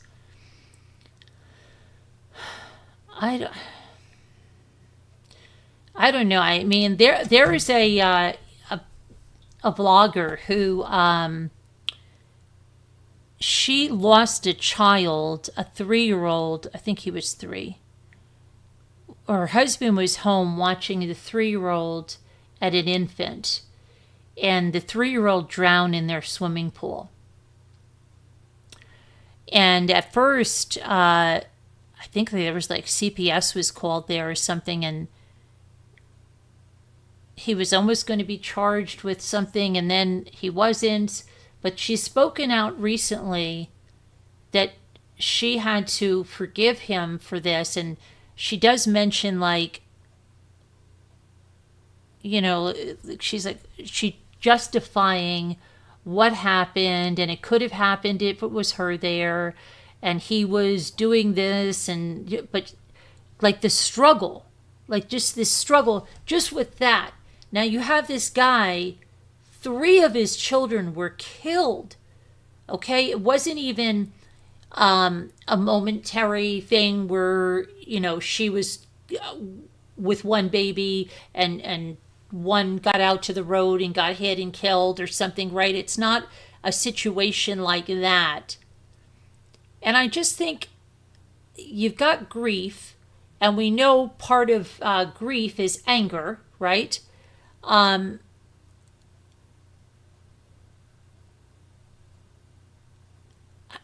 I find it hard that he's not, I don't know. Do you know what I mean?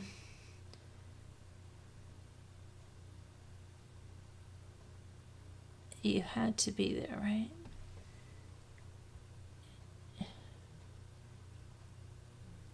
You know what I'm saying? I don't know. It's just such a hard case, and it's just like they're already with the defense that, hey, she's not crying because she doesn't care about her kids. It's the medication. So now she has medication that makes it hard for her to cry. They're already on the offensive. Like, why isn't she crying? Do you know what I mean? And he's already where he says something like he's self-conscious because they're saying, why is he having fun and everything? Well, what is he doing that he's having, like, I don't blame the husband for supporting Lindsay. This is so devastating for him to fully accept this. I truly believe you can hide depression and mental illness, except for a long time until the moment comes and you snap. She's drugged. Okay, but why? I don't know. But why would they?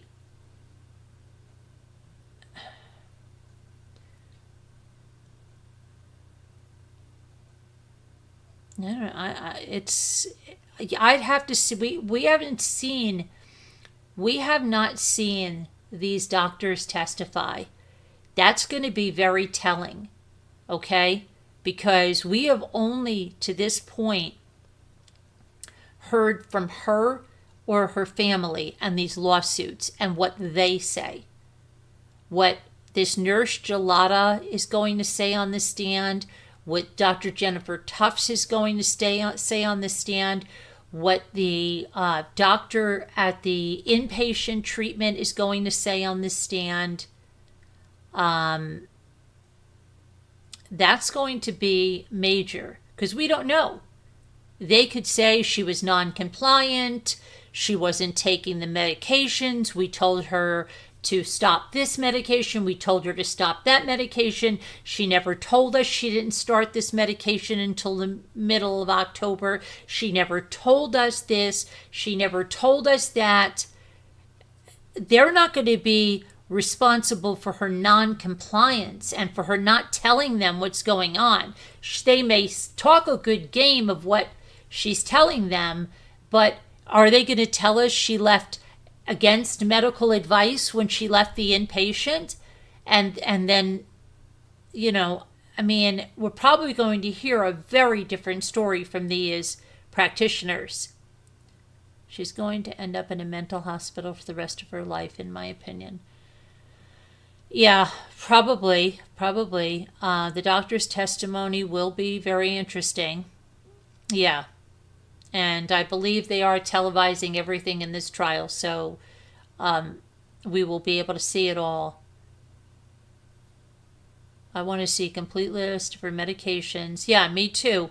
And what they were prescribing, what they were discontinuing, and what she was telling them.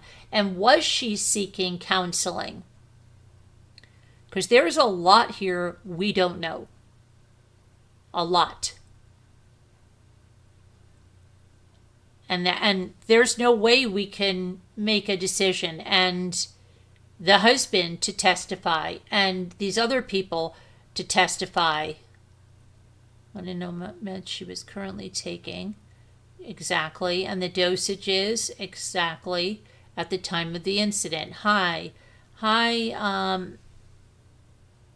Alcas. How are you? What do you mean, Alcas? It's a trial. That all comes out in a trial. What this is, they're having, first of all, Alcas, 2 lawsuits against the practitioners. The practitioners are going to testify at the trial because it's all about the defense saying she was over-medicated and mismanagement,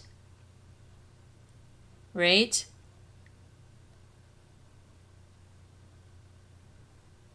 That's all part of the record now.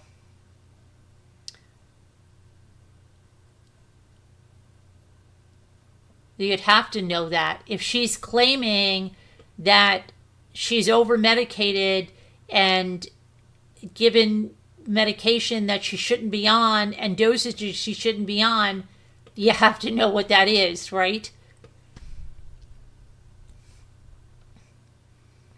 If the medication she's claiming is causing this stuff, is causing stuff to be exacerbated, for there be an increase in auditory hallucinations and all of that, you have to know what's going on.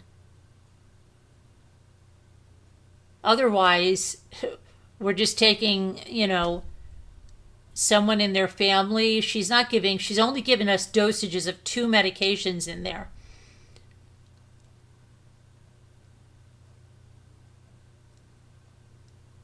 Yeah, it'll come out in the trial. Yeah. It has to, because you have to know what's going on. And then the other thing is, like, she's claiming, like, this, with this bipolar stuff,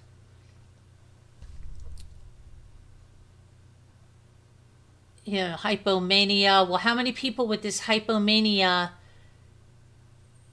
and these symptoms are killing their children? And why the discrepancy where she said she had a great night of sleep, and there is more where she told her mother stuff, because her mother was coming every weekend and staying there. See, there's a lot more in this that I've covered before. I'm trying to get those notes. And then that weird posting she did where she said she resents the 2 older kids because she can't have that time with Callan. Do you remember those posts? And it seemed like she didn't want to go back to work. And it was almost like when you listened to him there that he was pushing. And that's what I've heard too in forums. Like, Was she growing resentful of him?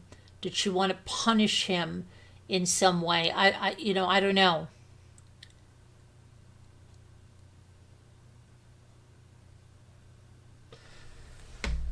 Let me see something here.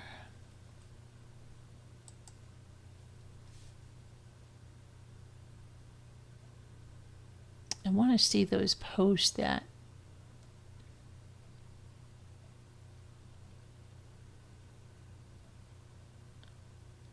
she was posting here.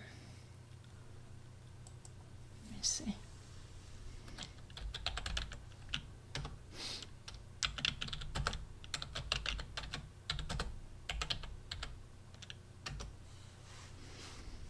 Okay, let's see here.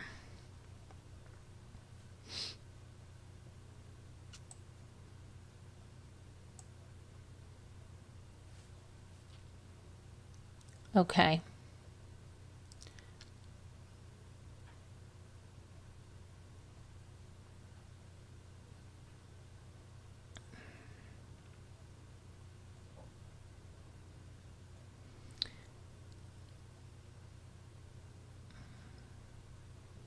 So January 5th of 2023, per Patrick's lawsuit, Lindsay is discharged from McLean. Lindsay said the discharge was 1-4. Patrick says it was 1-5. No mention is made of discharge plans or recommendations. No mention is made of what medication she's now taking. See, a lot of people are thinking about this stuff, and it's not coming out in that in those legal documents. Now, let me see. Someone said, I don't think she was letting the doctors do their job, and I wonder if they suggested things to her and she turned them down. She asked to be taken off of Seroquel. Why not just report your symptoms and let the doctors decide what course to take? I mean, she had a devastating week at a low dose of Seroquel, so Nurse Gelada upped it to 400 milligrams. That sounds like she was just depressed. Then it sounds like she was just depressed. Well, yeah, when you come down from mania, you're probably going to feel depressed, or rather not manic. But then she went to McLean and asked to be taken off of Seroquel. Like, dang, give the medication time to work. Do the puzzles and color in the coloring book. Sleep and chill in the mental hospital. It's not that bad. I actually had a lot of fun when I was in a mental hospital with psychosis, and I met a lot of really cool, nice people and the other patients. Also, coloring made me feel like I was in kindergarten again, which made me feel like I was safe, and it's grounding and supposed to reduce anxiety and stress.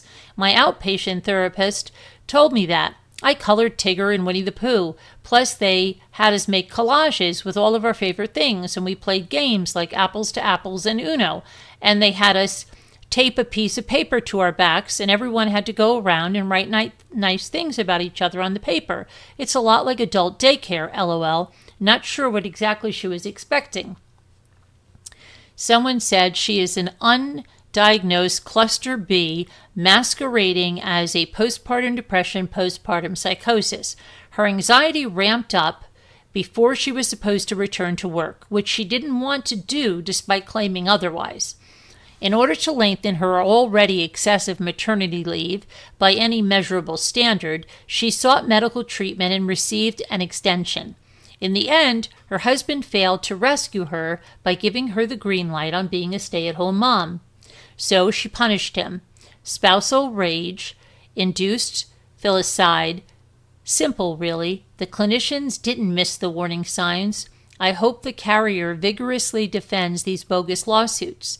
The entitlement of it all is so exhausting. That's somebody's opinion there. Someone said, we are very much on the same page about this. I agree that this is not any sort of postpartum disorder, and she belongs in prison for the rest of her life. Someone said, wouldn't it have been simpler to just tell her husband, I'm not going back?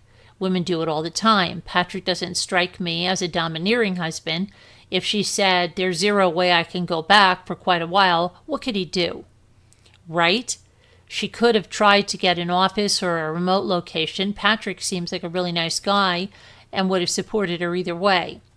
Someone said nothing wrong with not wanting to go to work or being burned out. No reason to kill the babies. Okay, so then someone said, good point about her hypomanic decluttering episode after Dawson's birth. At first I assumed it was immediately after his birth, but you're right. It was over a year after his September 2019 birth, if it occurred in October of 2020. I feel like the prosecution would have no problem finding an expert to disagree that was a hypomanic episode. Lots of people declutter and rearrange their homes. Like she was staying awake for multiple days at a time while doing that, and maybe painting a room and then not liking the color and repainting it. Then maybe that would be hypomania. It just doesn't seem very extreme the way he described it. Patrick says she had manic behavior after Dawson's birth and was elated. Okay, lots of new mothers are elated to have a new baby, right? And manic behavior is vague and probably could have been challenged by an expert. They are trying to say she has bipolar type 1. I think they would need some more extreme examples of mania for that diagnosis, right? Someone said, you do have this huge burst of energy right after, and mine, it lasted about the first 3 days before I crashed. I didn't want to sleep even when given the opportunity. I also had an overwhelming feeling of everything was being great and possible. Then you crash. Someone said also, hypomania in and of itself is not necessarily a problem. The concern for hypomania is always, what direction is this heading? Up to mania, down to neutral, or more down, depression. If Lindsay had a history of 2 hypomanic episodes, no past depressive episodes, then at best, mid-July, she would have met the criteria for other specified bipolar and related disorders. Then, if the August to September symptoms met criteria for MDE, the diagnosis would have been changed to bipolar 2. The only reason we moved to bipolar 1 is there is mania or psychosis, which frankly, I'm not sure I see or believe with this case here. Someone said, I agree with you. I remember hearing about her diary entries, which were very coherent and rational. I'm not sure if it was a true psychosis. Someone said, if he was observing all these behaviors and thought she was over-medicated, then why did he leave her with those babies? If all this is true, she should not have been left alone, period. She should not have been driving the kids around or left unsupervised. Oh, that's another thing. The doctors that saw her at the pediatrician's office with Cora, they're going to testify at what her state was, right? Someone said, yeah, that makes a lot of sense. They all had the pieces of the puzzle, but no one had all the pieces, not even Patrick. I've often worried so much why no one warned Patrick that until she's completely stabilized for a period of time, she shouldn't be left alone with any of the kids, never mind all of them, especially on those appointments when he joined the call or visit. It's possible that he was, until the defendants in this civil case respond or until the criminal trial takes place. We can only go off of what Patrick and Lindsay are reporting in these lawsuits, and the reports conflict at times. Yeah, they do. I also think it's troubling that the only provider not being sued in this case is Nurse Paul, who was a friend. Oh, that's interesting. Very interesting. Nurse Paul was a friend of Patrick's mom, and she's the only one who's not being sued. Right? And had a conflict of interest providing Lindsay psych meds. It is not a good look, in my opinion. Agreed about Nurse Paul. Also, Kevin Reddington was quoted as saying Patrick was never told not to leave Lindsay Clancy alone.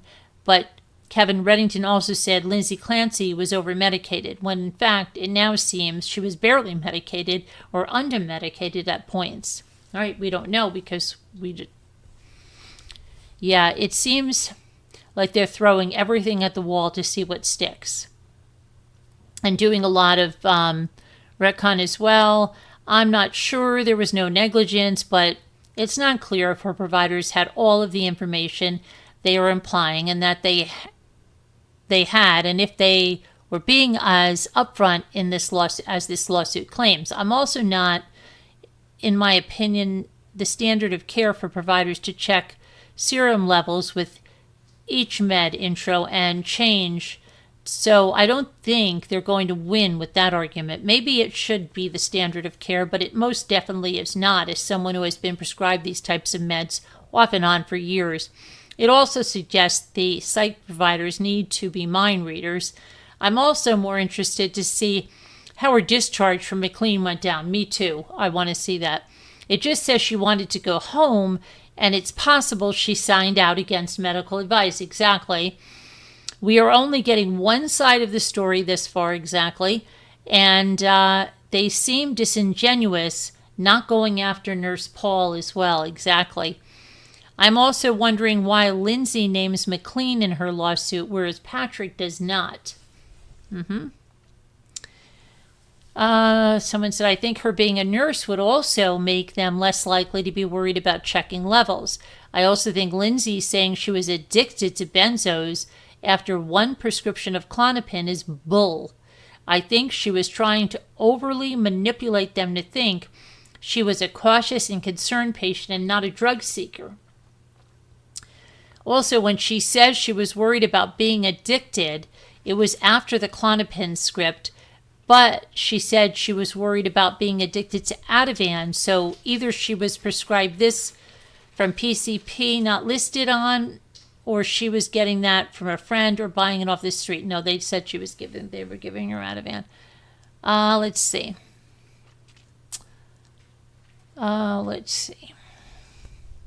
Someone said, this is just speculating, but the only scenario I can imagine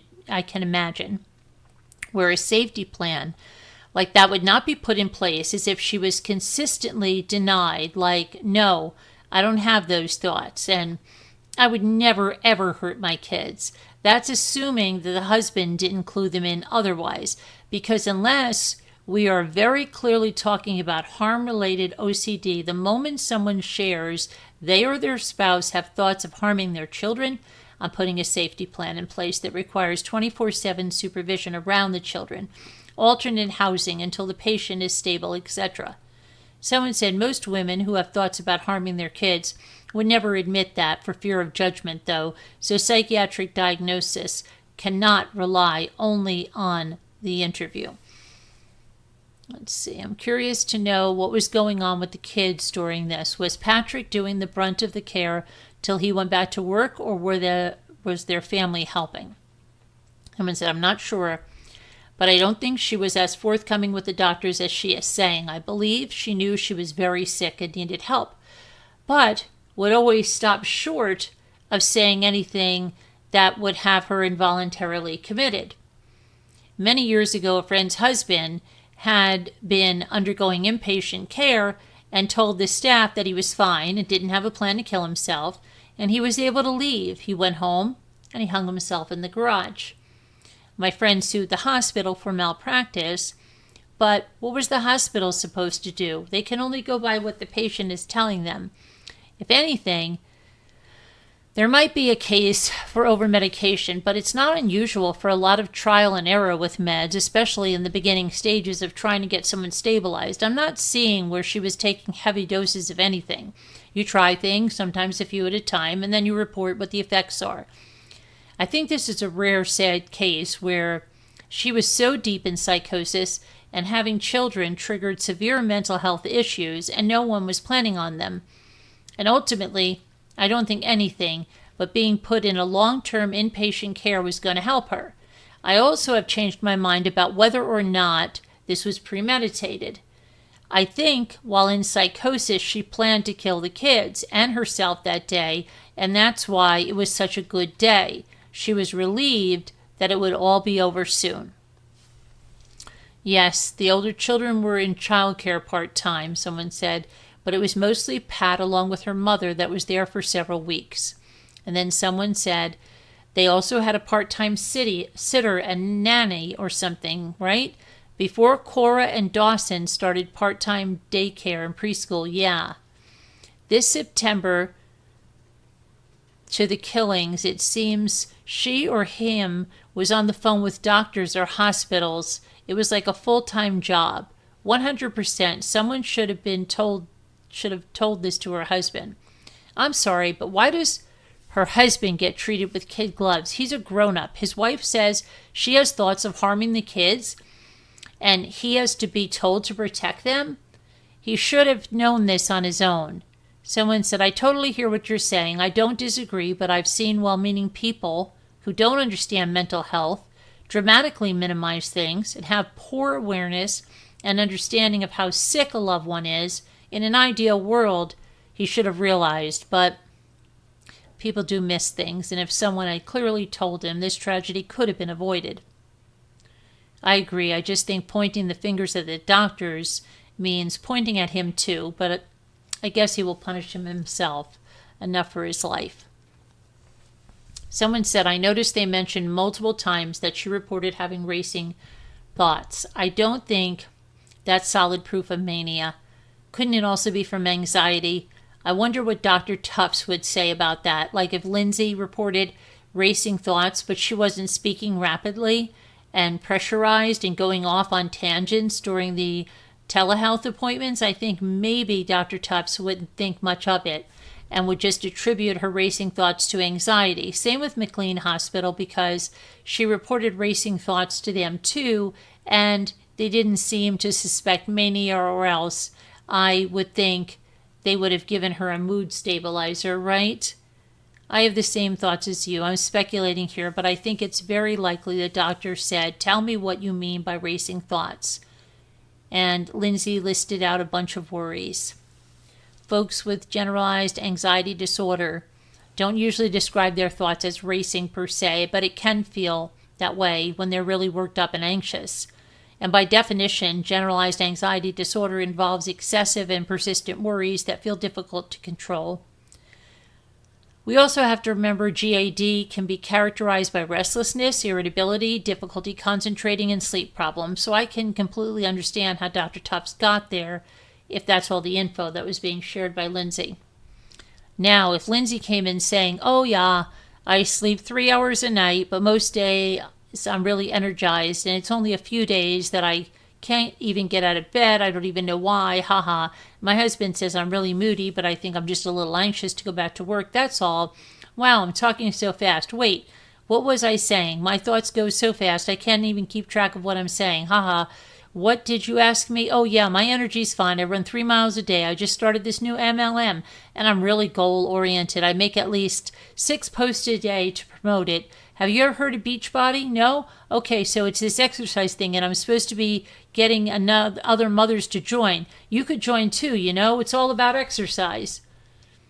Which is so important. Did I mention I also run marathons? I think I'm a really amazing mom. Someone said she had weight loss and a lack of appetite on Seroquel. Allegedly, yes. They also allege this medication is what triggered her auditory hallucinations, which seems bizarre to me, because that's exactly what the medicine is designed to stop. She knows the medication, she knows what that medication is, the side effects. I doubt she was ever med compliant. She was filling scripts, but waiting for the meds she wanted. I think that too. I do. Because we know she didn't take that first medication, well, she says for a month. She reported the 15-pound weight loss and the lack of appetite on 12/2, only 3 days after prescribed Seroquel. No way she lost 15 pounds in 3 days. Maybe since the beginning of her treatment, that would make more sense. It's like they want us to believe Seroquel was the single-handed most catastrophic medication she had ever taken in all this. Also, Seroquel is very sedating. So it makes sense that she felt like a zombie. Are we supposed to believe this is hard evidence that she was actually psychotic and hearing voices? On November 29th, 2022, Lindsay began treating with Nurse Gelada. Lindsay reported that she was anxious and frightened about what is happening, and then she blamed herself. Nurse Gelada correctly considered a bipolar presentation and prescribed Seroquel, an antipsychotic and mood stabilizer. After starting Seroquel, Lindsay's condition took a dramatic turn for the worse. She developed suicidal ideation and began experiencing what she described as intrusive thoughts, which were actually auditory hallucinations. And the voice said, I will not be the same, and that she wants to die. Lindsay openly communicated her escalating internal turmoil to her husband, her parents, and her providers. She described her emotional state as emotionless, like a zombie, attributing this profound effect blunting to this Seroquel. On December 2nd, Lindsay reported to Nurse Gelada that she had lost 15 pounds, had no appetite, was experiencing panic attacks and confusion, and had a lack of attention over the past 4 days. Oh boy, let's see. In Lindsay's lawsuit, it said she didn't sleep at all the night before the murders, but here's exactly what I said. She told Pat she slept pretty well. So, did she actually not sleep and lie to Pat to make him think she was fine, as to not tip him off, or did she sleep pretty well and she's lying about things in her lawsuit in order to bolster her defense? She's got to just tell the truth. I really can't stand her attorney and his hired gun forensic psychologist. I don't believe a single word they say, and I'm convinced they have coached her to lie over and over.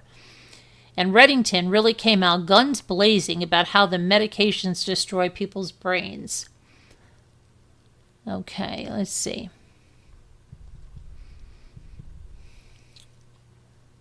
I want to get to that.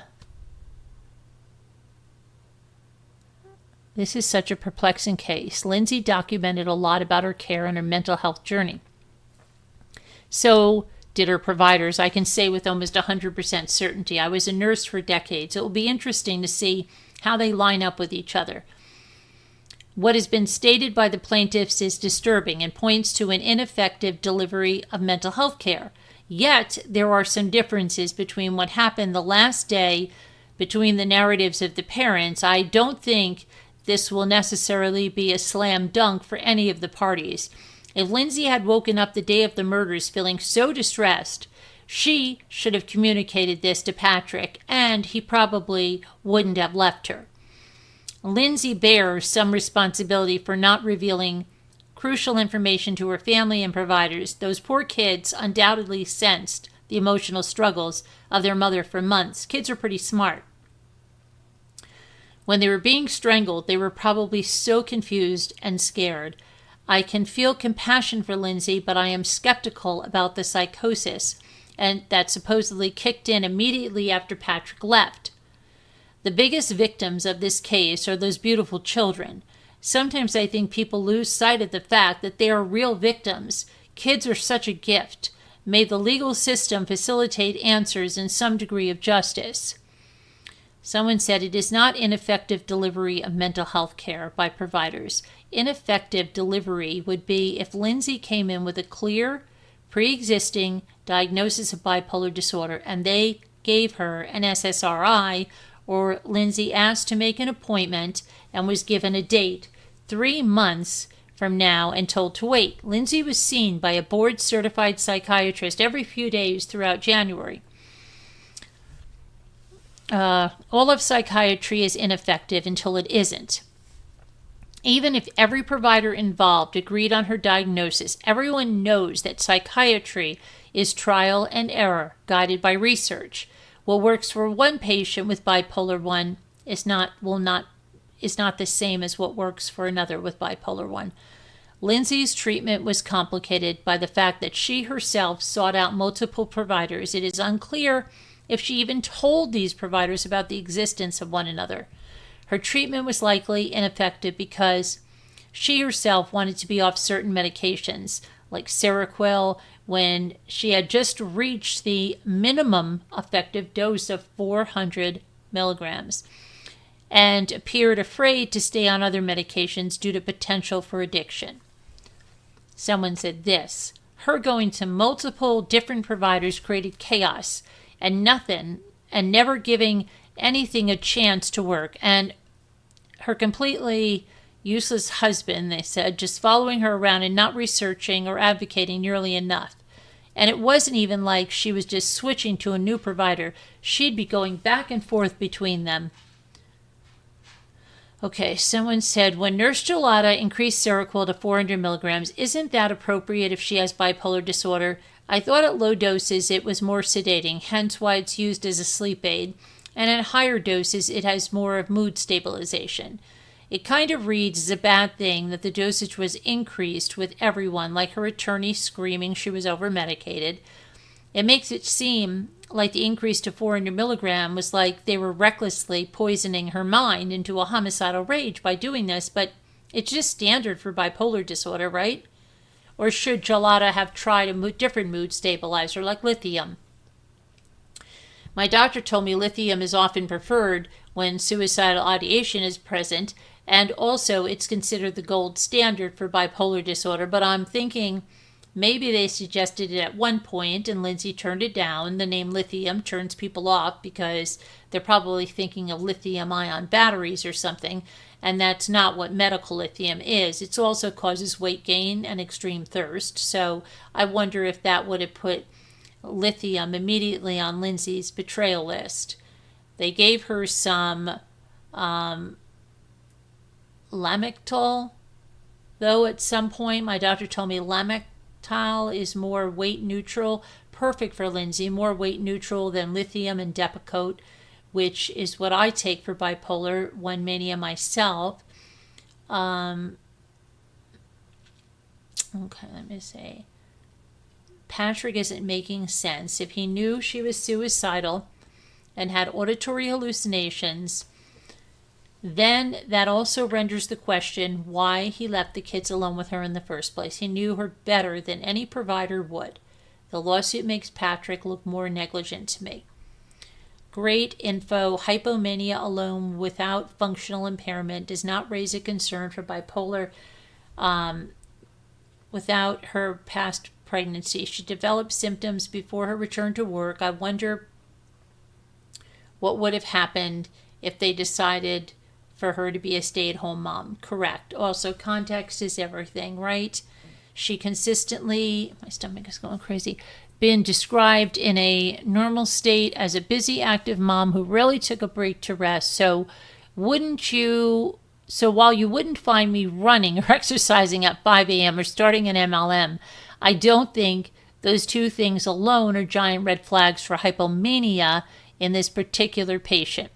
One of the things I'm finding curious is the repeated notations from providers of poor insight. For those of us who are clinicians, I think it's understood that's not a good sign, but it's unclear why she had poor insight, what she had poor insight into. I'm wondering if insight was considered poor because she wasn't aware of the severity or maybe minimized her symptoms. That doesn't seem likely given her scores.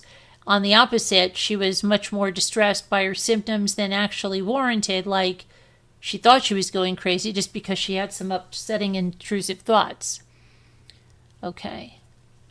Someone said, I found myself here. I live close to the tragedy that unfolded. I am diagnosed bipolar. I have racing thoughts, depression, and hopeless days. I have suicidal ideation, anxiety, which includes obsessing over things I can't control, like something happening to my children or my husband, all day. Many of her doctor's visits look like mine, trying to find the right cocktail that I could truly feel pure happiness. I wanted it so bad. I loved my life, so blessed, but all I did was worry and feel worthless in that beautiful world I helped create for myself and my family. With that being said, I never had one thought ever to harm my children. If anything, they saved my life. Sober alcoholic here. OTE, I don't want to get addicted. Reminds me of things I used to say to convince doctors to give me the good stuff. Wouldn't you know, the only thing that worked for her were the fun pills. Okay, let's see. It says on 1/24/23 she woke up severely depressed. So how did they determine she was severely manic? Isn't severe manic the opposite of depression? And can someone in severe mania plan out a bunch of errands right before slipping into a florid, completely dissociative psychosis? Also, doesn't a manic episode have to last at least 7 days?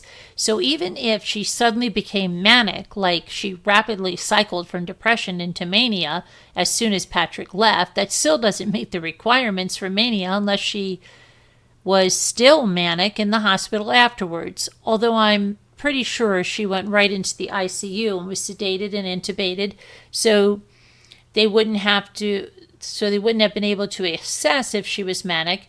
And I'm also stumped because being in the ICU can cause a condition called ICU delirium. So I would think if she was floridly psychotic, that combined with a possible delirium from being in the ICU, that would make her even more psychotic and manic. My grandmother had ICU delirium when she had a heart valve replacement in the ICU, and she was so completely out of it and in a state of total confusion. She was talking to relatives who weren't even there, asking them if they wanted a beer, LOL, and then had to be given an antipsychotic, olanzapine. I mean, I don't know how common ICU delirium is, but I would think that putting an already floridly psychotic person in the ICU would make them even more psychotic and dissociated. And in number 76, it says she woke up with suicidal thoughts, but in number 77, it says she had suicidal hallucinations all day nonstop. In Lindsay's lawsuit, Patrick is quoted as saying, before Lindsay became ill, she was dedicated to being a mom, even over-dedicated, and worked twice as hard as most, and she rarely took a break to rest. This has important implications because it's hard to spot hypomania in a person whose baseline or norm sounds like this. I think this statement will poke major holes in their lawsuit. I follow a psychiatrist on Facebook, and I was watching one of his videos on bipolar disorder, and he said hypomania is very hard to detect, and the person spends the majority of the time depressed. But even after Dawson was born, and say they did not spot hypomania but no episodes of major depression, then she wouldn't even get the bipolar 2 diagnosis, and you can forget bipolar 1 if there's no full mania, right? Like, there is no such thing as unipolar hypomania, right? So she wouldn't have met the criteria for bipolar after Dawson's birth, right? Correct. Not unless she had a history of depressive episodes, and then if she did have hypomania, it would have been bipolar 2. You don't get a bipolar 1 diagnosis without the mania. Okay, now let me see. I also find it hard to believe she was able to work the night shift for years without that inducing a manic episode. Now they found something here written by Lindsay. Let me see what this is.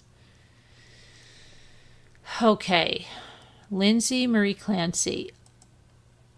I was so against it as well with my first. We never did any sleep training at all, and she didn't sleep through the night until after 15 months. And even after that, it was still hit or miss. With my second, when my second started waking every 45 minutes the entire night when he was 3.5 months old, I knew we needed to help him sleep better because we couldn't survive like that. We didn't start sleep training until 4.5 months, but it was honestly not as bad as I thought it would be.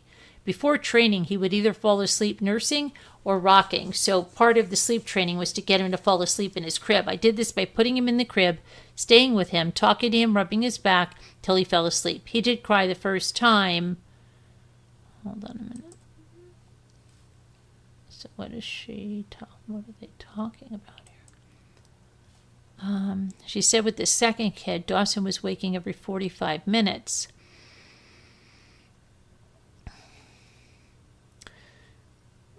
She didn't seem to have a manic episode from the lawsuit. That's after his birth. She had manic energy, whatever that means.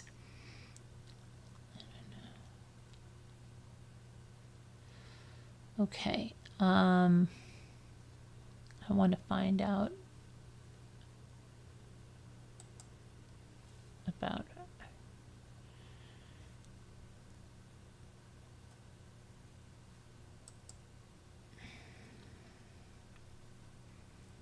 Okay, let me see here.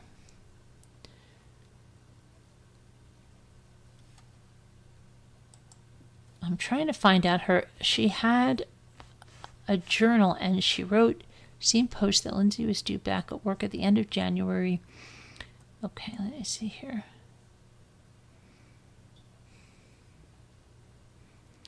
Lindsay's trial could go for weeks. Let me see. Okay, she had a bunch of letters written about her.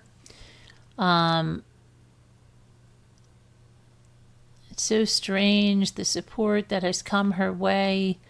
I definitely feel like it's a much smaller group after the arraignment, so I'd imagine they were all sent before that. I wonder how many of them regret sending a letter now that more facts are known.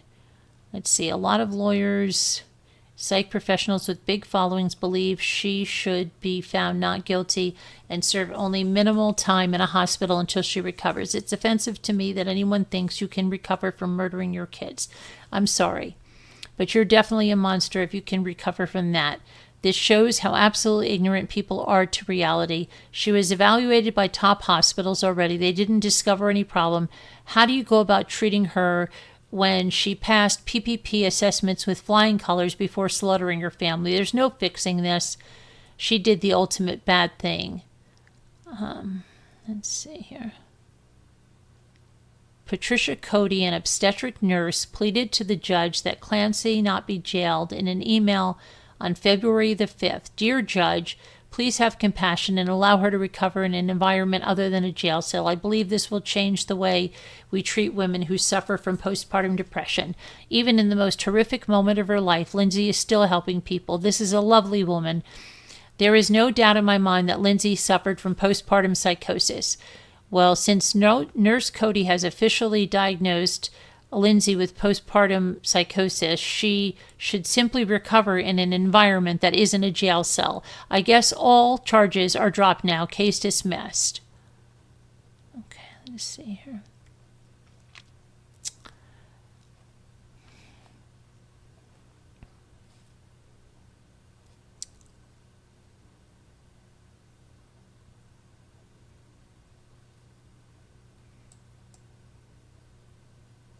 Okay, nope.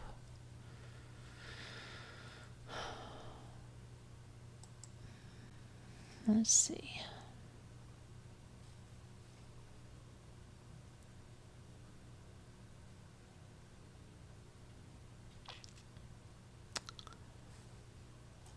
All right, I'm trying to find something that we had in the beginning, which were her journal entries.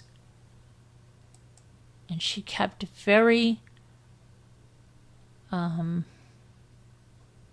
intense notes of her medication. Let me see here.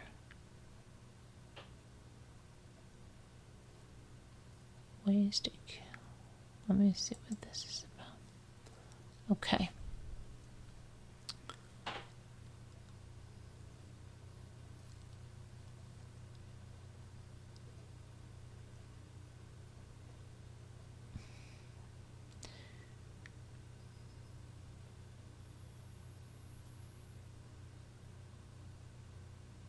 Okay, now they're saying that she, let me see what this is about. Lindsay Clancy researched ways to kill according to the court documents. And this is from 2023 October. And it says that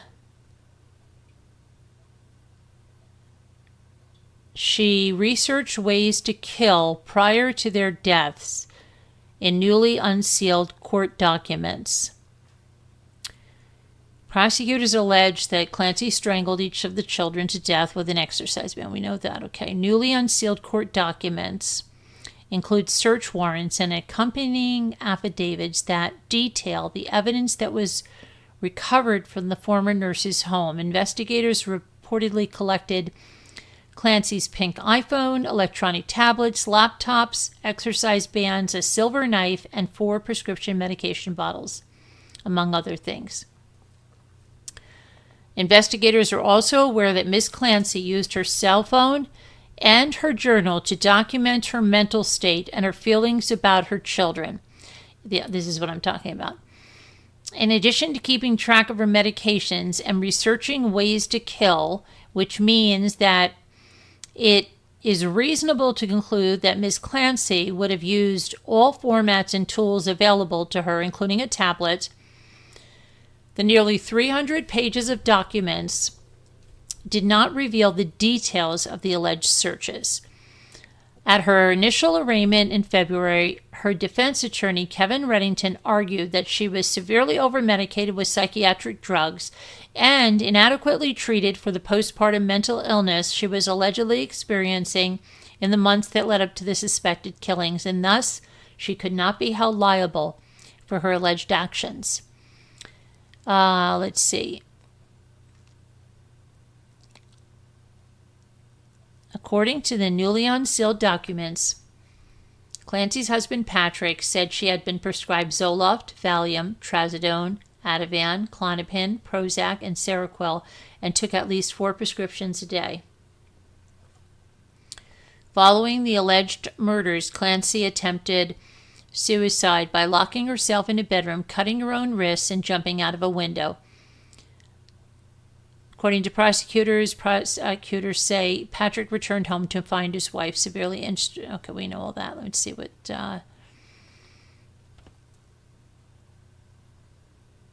In the weeks leading up to the alleged murders, Clancy's defense attorney said she was feeling detached and emotionless towards her kids and had been unable to express any happiness or sadness or cry.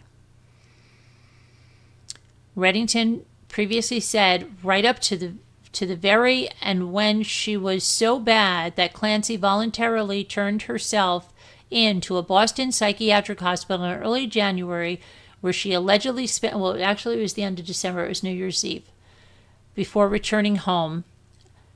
In a GoFundMe, Patrick wrote about his 3 children and asked the public to forgive his wife.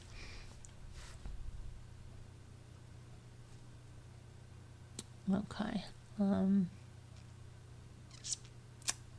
It's not, I want to get the actual...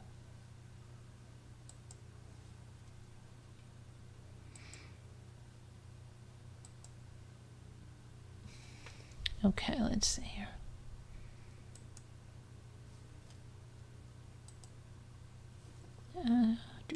Massachusetts mom. I don't know what the heck this is. That's not what I want. I want her journal entries. Where are they? I've had them. I should go back in my old videos.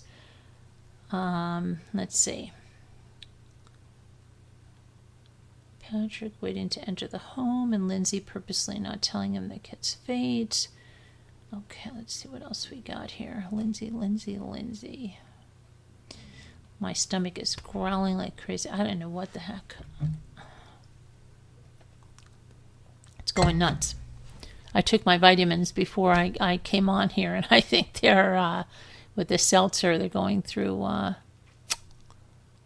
don't know, they're having a good time. Curious about people's thoughts. This craze has torn me up. Let's see. Here's what we know so far. Lindsay Clancy. There's my stomach. It's going to make the... Hi, guys. Maybe it's my stomach. Accused Massachusetts mother. That we heard. Lindsay then and now. Where the heck is the journal? Come on. This is so crazy.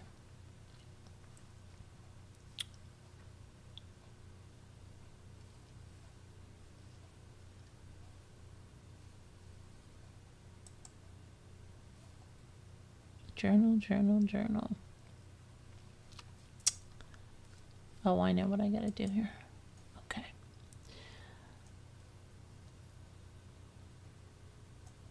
How could that be? Just let me see. Journal. Let's just try journal.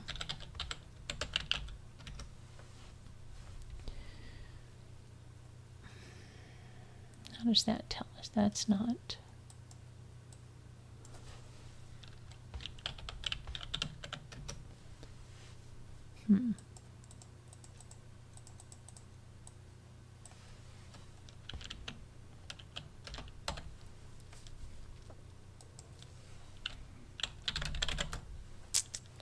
Come on.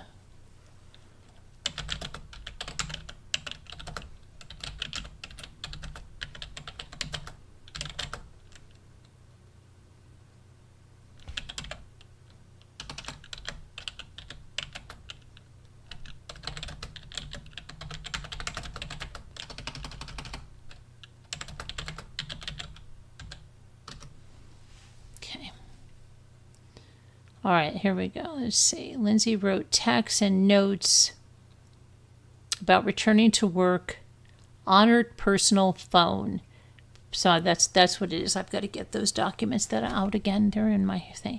Prosecutor said she typed a note in her phone detailing that she has a touch of postpartum anxiety around returning to work as a labor and delivery nurse at Massachusetts General Hospital. Additionally, she used her phone to search for takeout medication. Okay, Lindsay was having one of her best days. Know that.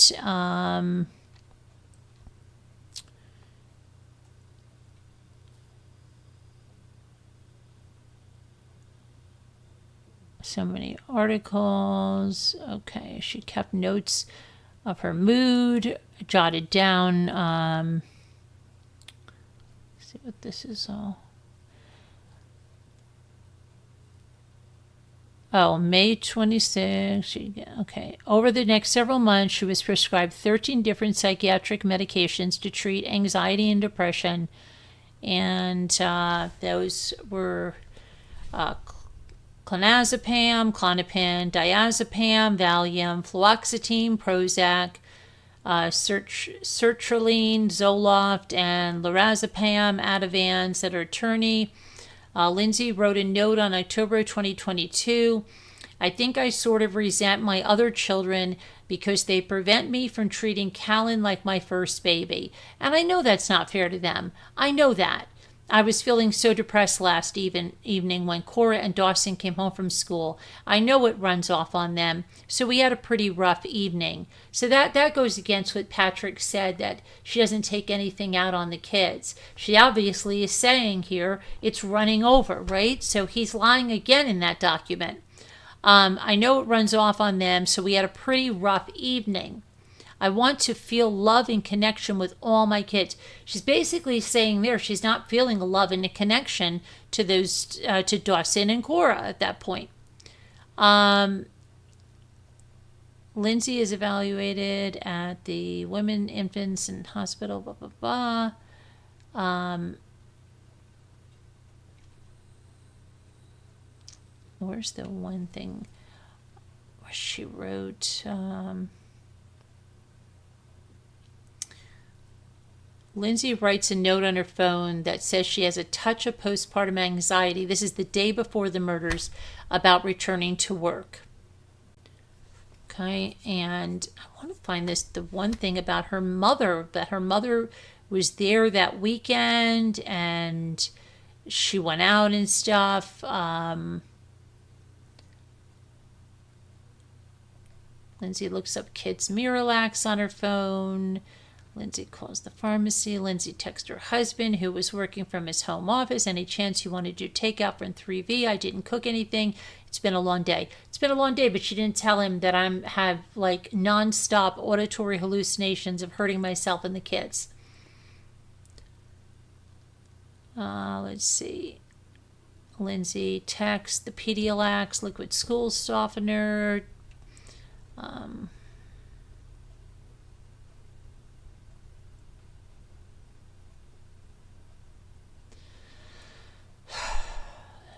Lindsay was transported. Arrest warrant. Okay, so January 27th, the day that Callan dies. It's later revealed that while medical staff were able to restart Callan's heart, his brain activity never recovered following strangulation. He succumbed to his injuries a few days later. Later that day, Lindsay awakens and uses a whiteboard to communicate while intubated. Prosecutors say one of her first questions is, do I need an attorney?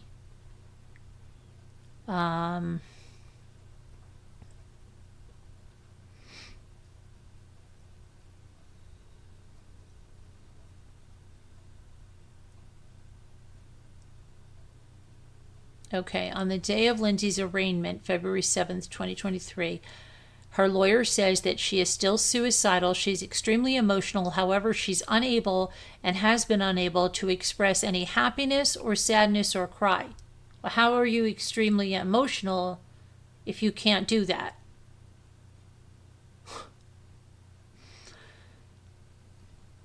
That doesn't even make sense. But I know there was something also about the mother, but the mother being there and the weekend before.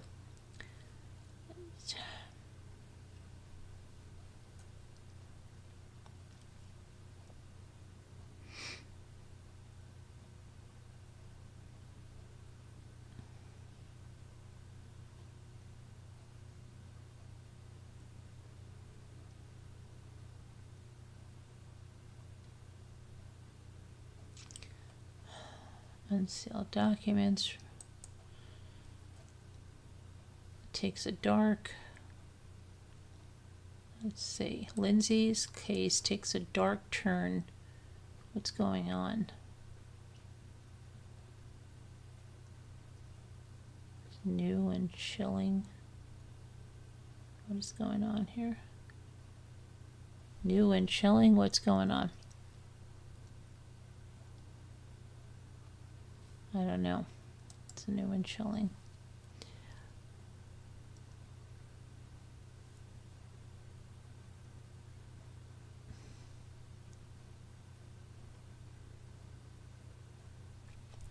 Letters of support for Lindsay.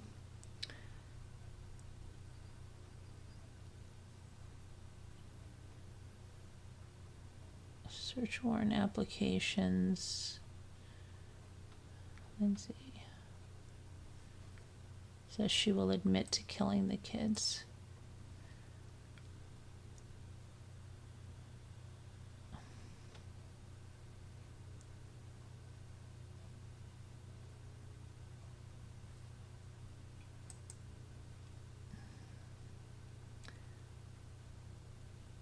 I sort of resent our children. Oh, okay, maybe this, let me see.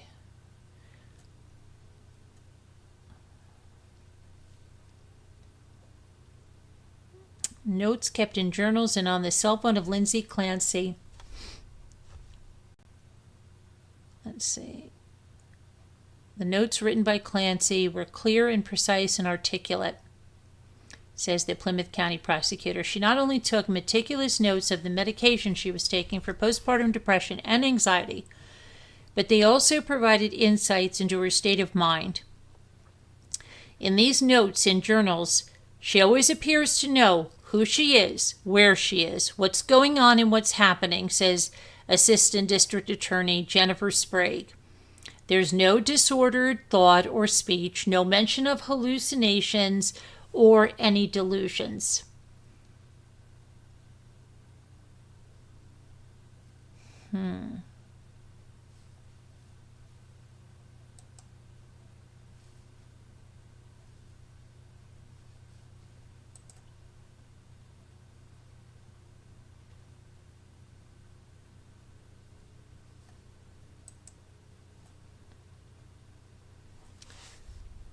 Okay, why?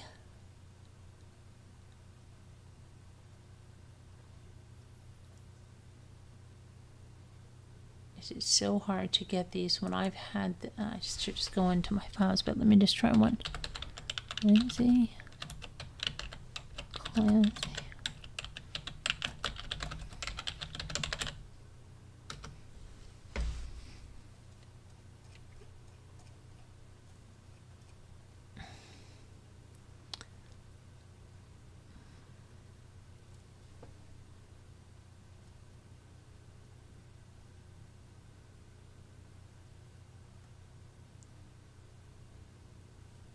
To the documents.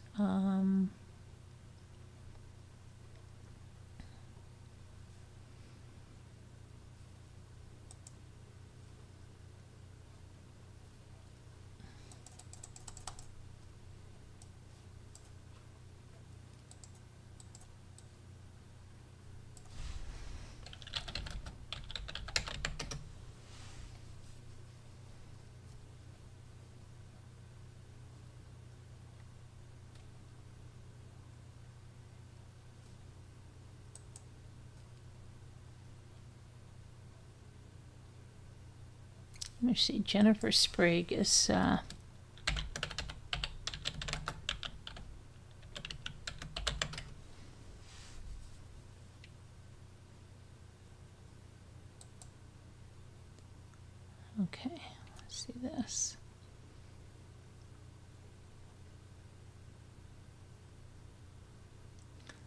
All right, so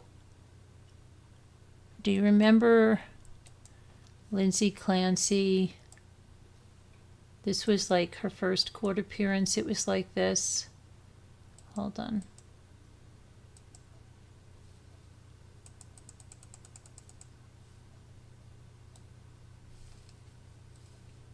She was in the bed there from court.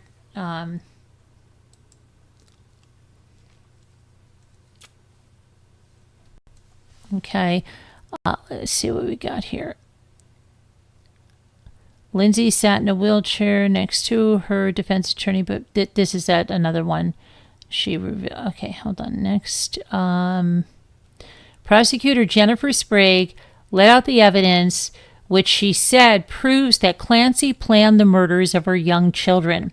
Jennifer Sprague pointed to a note that she had written on her phone back in October that says, "I think I sort of regret my other children because they prevent me from treating Cal like my first baby. I want to feel love and connection with all of my kids." And it also noted she wanted to have more children eventually.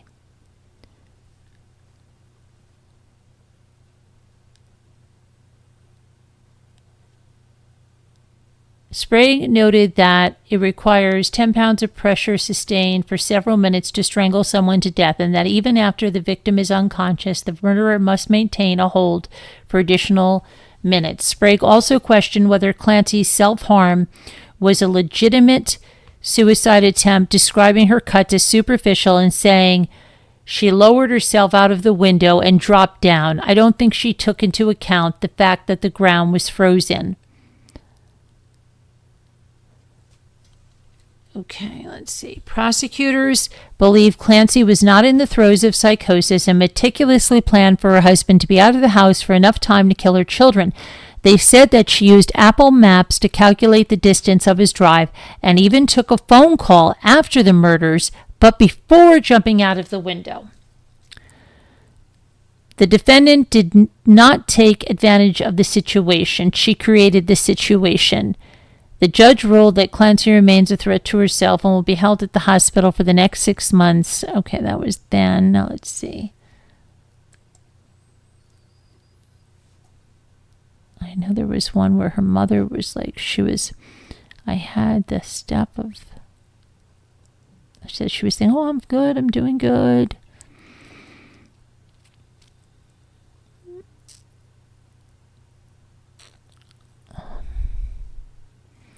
Let's see. Lindsay Clancy.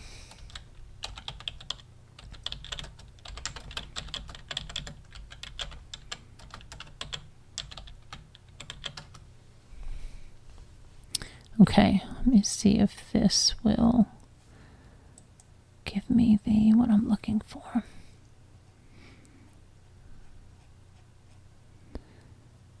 Okay.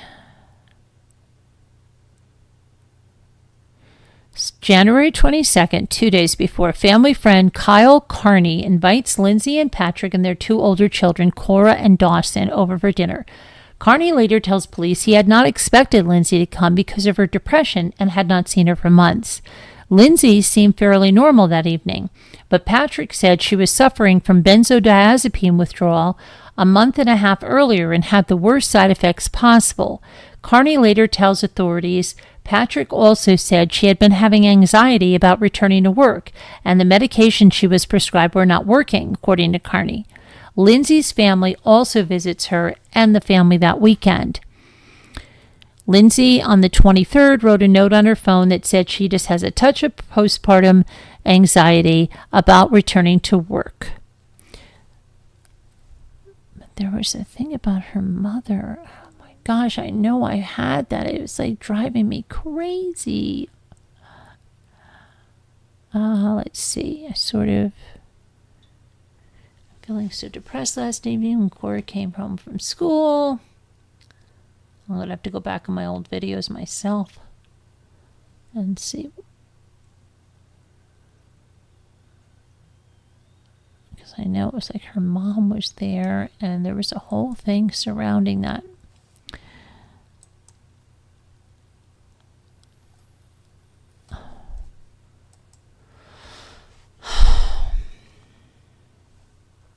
Let me see. My stomach is going crazy. Lindsay, here's what prosecutors have to say. Let's see what they're saying. As Lindsay watched silently from a screen, attorneys gave vastly different accounts of her mental health in the weeks and days leading up to her alleged crimes.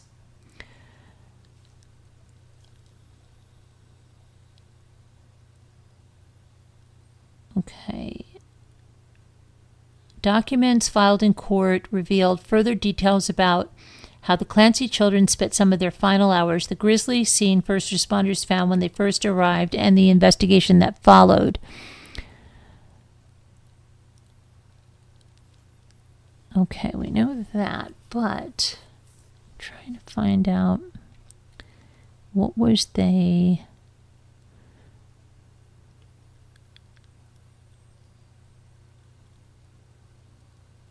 Lindsay Clancy.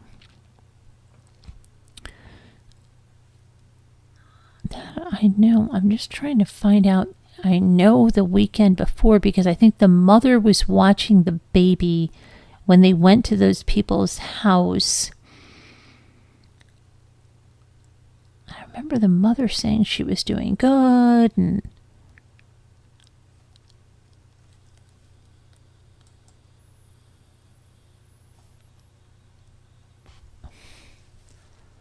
it's so weird that I remember that so distinctly.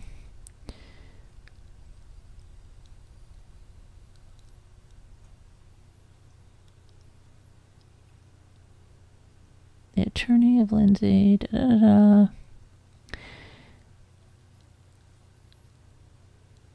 Let's see what this is. Okay, hold on a sec.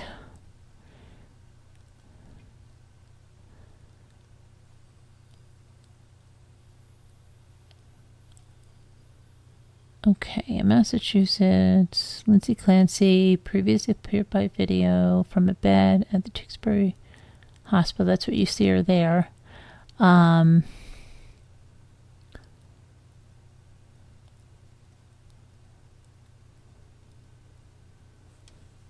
don't know. We're gonna have to just hear most of it at the trial. I know that there was so much stuff with the mother, and the mother saying like she was there that weekend and Lindsay was doing so well. And then I think she's talking about them going, let me see.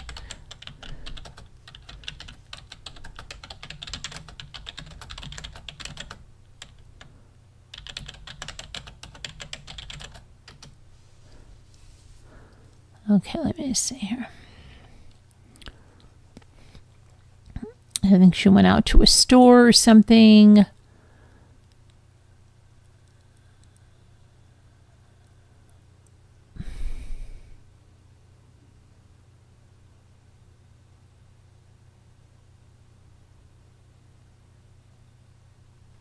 Prosecutors.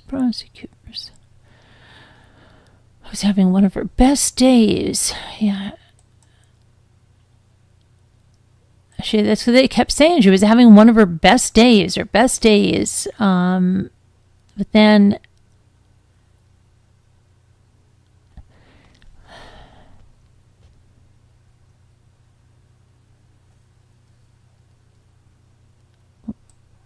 okay. I'm going to look at one other thing, and then if I don't find it now, I'm not going to keep you guys while I'm looking for this, because it's crazy that I'm spending so much time looking for this.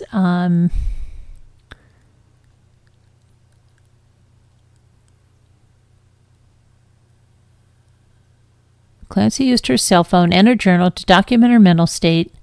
Other evidence includes samples of her blood, urine, and swabs.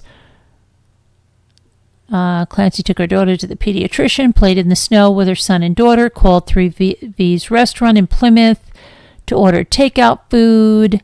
She also used Apple Maps on her phone to determine the time it would take someone to travel from her home in Duxbury to 3V in Plymouth.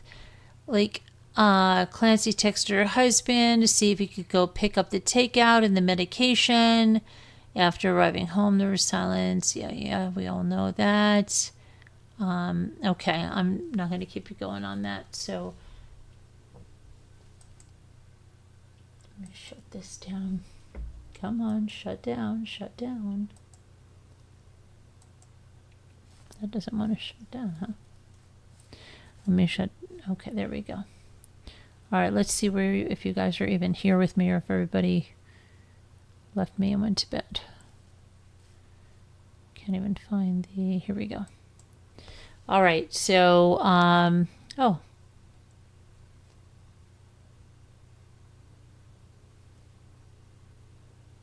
Let me go back here. Okay, and see. Colleen says, sorry I'm punchy. I need to go to bed. Allergy meds are kicking in. No problem. You go to bed because we're going to be going to bed soon too. Jet Set, are you doing all right? Is Jet Set doing all right? Let's see.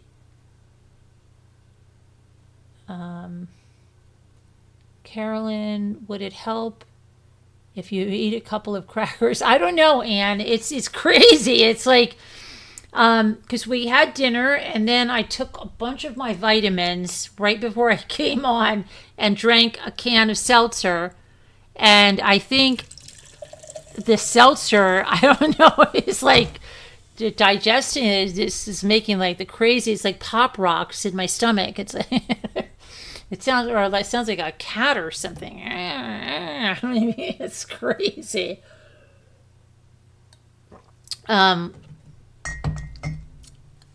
Okay, let's see. Not a slam dunk at all. No, right? Is 8 a.m. there? And you're just starting your day. Oh, is Anne going to bed? Oh, no, Murder of Crows is going to bed. The seltzer maybe did it. Probably, Anne. It's probably like pop rock vitamins. Debbie Dolls. There it goes again. You hear? It's just crazy. I think the mom supervised her a lot of the time. I don't think so, Debbie. I don't think so. I think she was there the last weekend. I've got to find my paper on that. She was there the last weekend.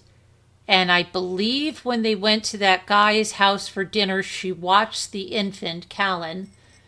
And I believe she also said there was something that weekend where her daughter went out and did some shopping or something by herself.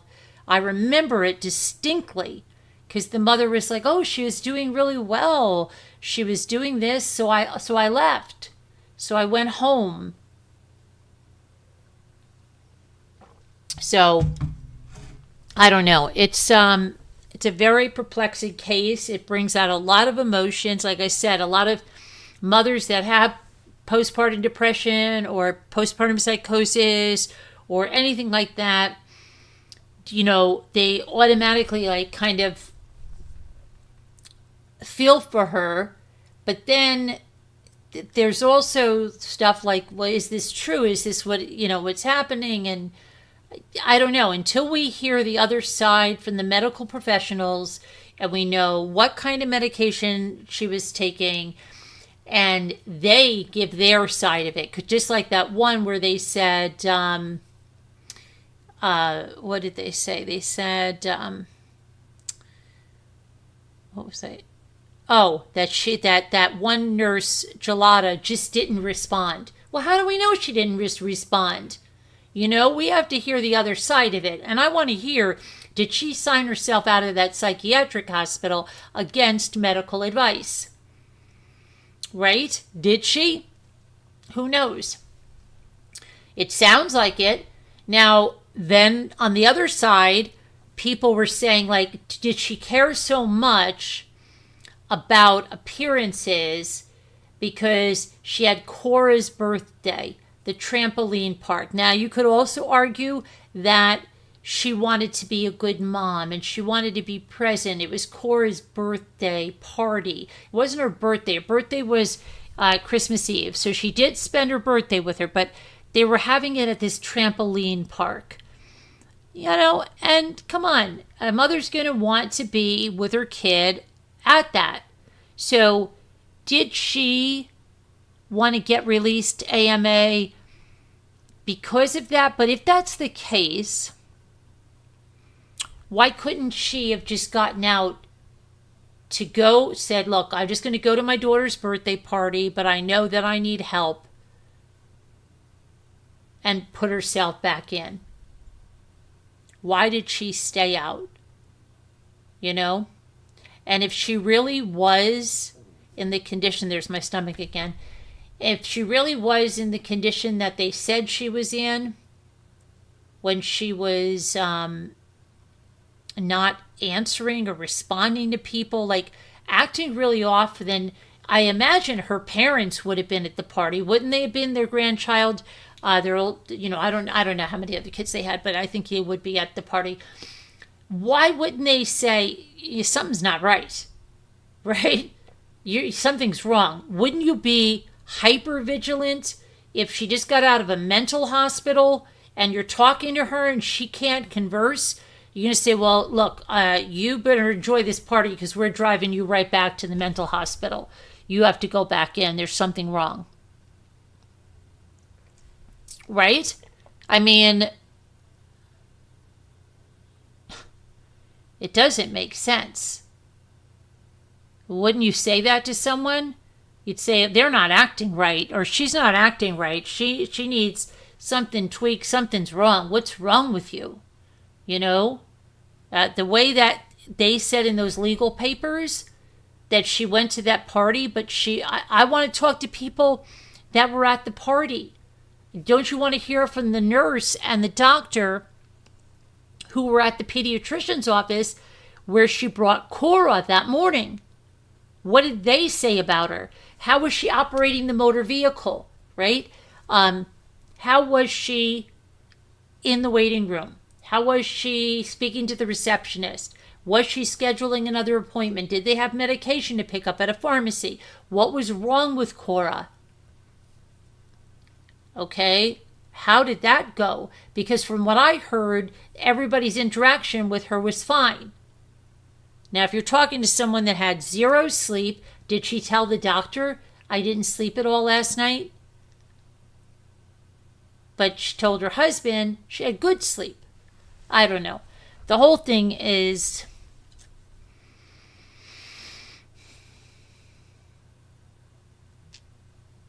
just crazy, and it brings up a lot of emotions. It brings up a lot of emotions because people that have PPD and had PPP are like just wanting, her, like they're thinking, because a lot of the articles are like, I could have been Lindsay Clancy, or Lindsay Clancy could have been me, or that could have been me. And could it really have been?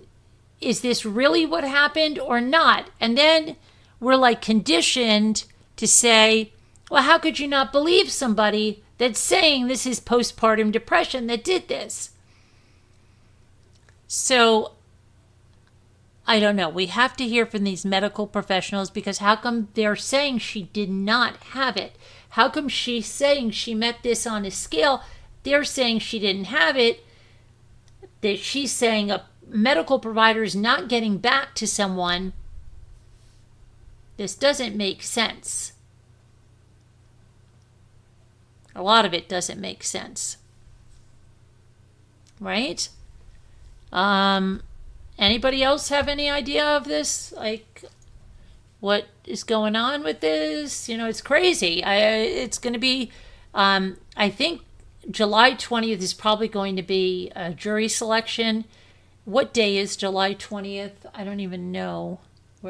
Hey, Siri? Uh-huh. What day is July 20th? It's Monday, July 20th, 2026. So if it is jury selection, it'll probably be a start with opening statements on Wednesday, I would say. But yeah, it's just crazy that, I don't know, it's going to bring up a lot of emotions with a lot of people, because it's a lot of things people can relate to.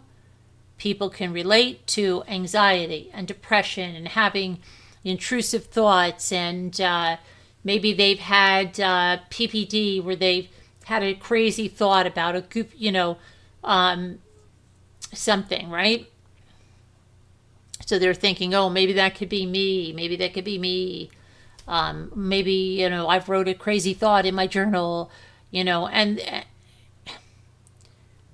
but this is so much more than that. This is so much more than an intrusive thought, or, because like the prosecutor said, to do what she did, you had to spend like 4 to 5 minutes with each child with those exercise bands, pulling those while the child is gasping and fighting. They've got a 5-year-old and a 3-year-old. And what doesn't make sense is she said in a way, okay, now I heard somebody say something at a baseball game, almost what Lindsay said, but in a different way. So we were at a Little League game, and when you first have your kids, especially if you have your kids close in age, and you have that time before you're in school, they're in school. Now they go to school so early, it does fleeting, right? But before they're in school, what she was saying, that time where you didn't run on the school's timeline, or they weren't in the sports, and she was trying to say she missed that time, and she had her kids close, like they were like less than 2 years apart, so it's a boy and a girl. So she was there, we were at T-Bowl or something, she was saying, even if I have another child, is what she said, I still won't get back to that time because I have 2 that are in school. So I'll never get that very small window of time I had where it was just, when her husband went off to work, the 3 of them, and they didn't have school to run. Like, do you know what she's saying? Okay, so let's say you have 1 baby. And with that 1 baby, you don't have anybody in school. Your husband can go to work, and that's your time with your baby. And then maybe you have 2, and maybe even 3 before they get to school. So, but then once they're in school, now you're running by that timeline of school. Then you've got the sports, then you've got this, you've got that. And what she's saying, like, I'm running around, and I miss that time when they were just 2 of us home, me home with the 2 kids. And I can never, and I remember she said, I can never have it back again. It's not like somebody will say, somebody goes, oh, well, you just need to have another baby. She says, no, you don't understand.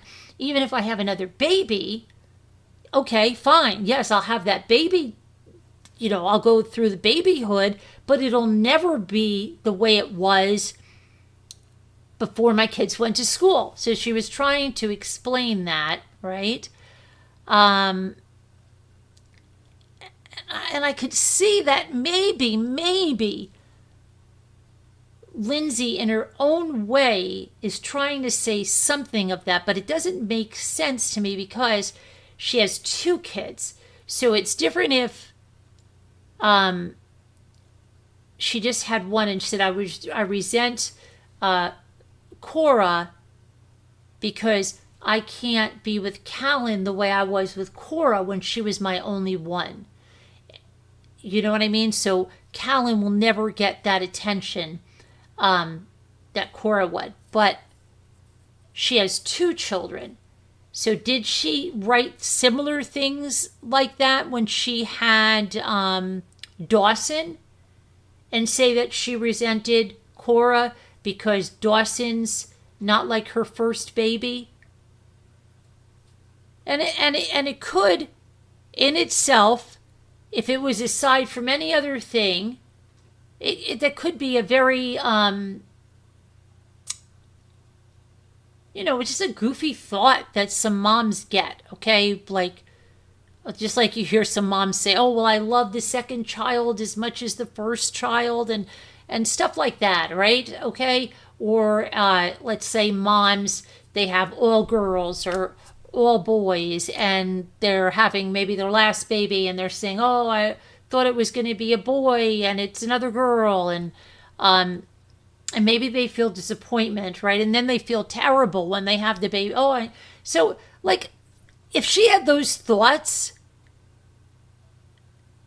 aside from all that other stuff, I don't think just that thought in her journal or whatever is that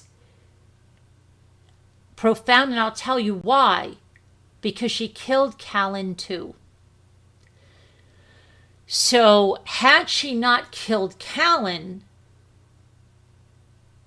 but she killed Callan. So we noted that you haven't spoken. Uh-oh.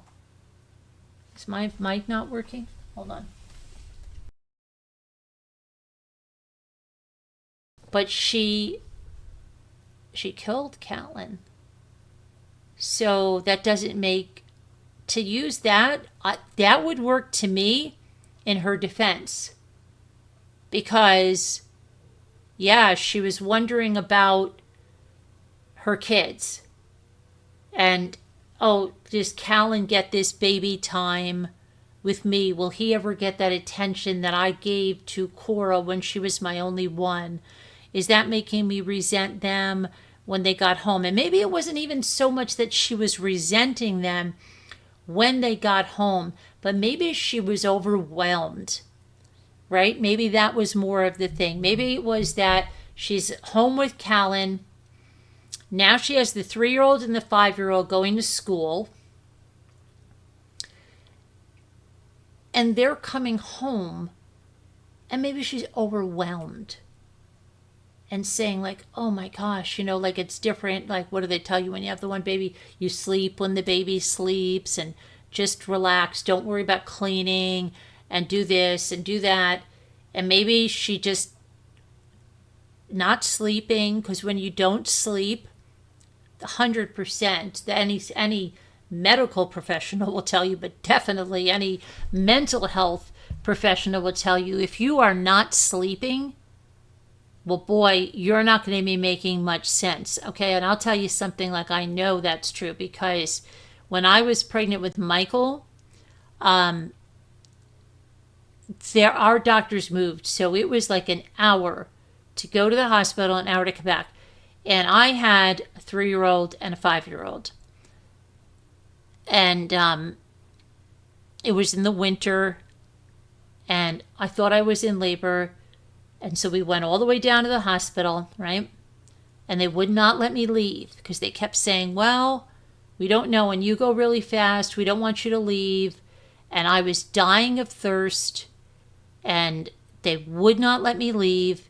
And they're like, no, we don't really want you to drink anything, because I'm like, look, I don't have cesareans or whatever. And I've never even had drugs for delivery. I've got to drink something. And then I remember we stayed all night, and it was funny because there was a baby born and they named him Raymond. And when my mother told my daughter, she said, how could they name him Raymond? We already have Raymond. She thought everybody just had one name, But anyway, I'll tell you, then we went to a diner. I remember I drank like 2 glasses of apple juice, huge. But anyway, here's what I know. I didn't sleep at all, okay? And I remember I said to my mother, she was there, my husband, I said, look, I am exhausted. And they even made us go out for and come back in. I had to be checked again, because I have always dilated like to 5. And so, but I never wanted Pitocin or anything. So they said, okay, well, go home, okay. And I'll never forget walking through the door. My dad was like, oh, okay. And then my daughter's worried about how could they have another baby named Raymond. And I went up, and my mother said, well, it's all right, and I just said something like, no, I'm not doing this anymore. But it was something so crazy. I was like, no, I can't go through that anymore. That was like so exhausted. Like I wasn't making any sense. And my mother was like, just go to sleep. You are exhausted and you're not even making sense, right? But she's like, just go upstairs and go to bed. And I did. My parents were here. They were watching the kids. But I remember going to bed and thinking, wow, she thinks I'm not going to go. I'm not doing this anymore. I can't even imagine. They kept me there that whole night. I said, my gosh, I feel like I went through the whole labor and delivery process. Like I was so exhausted. And then I slept and I woke up the next day and I was fine. But I wasn't making any sense that night.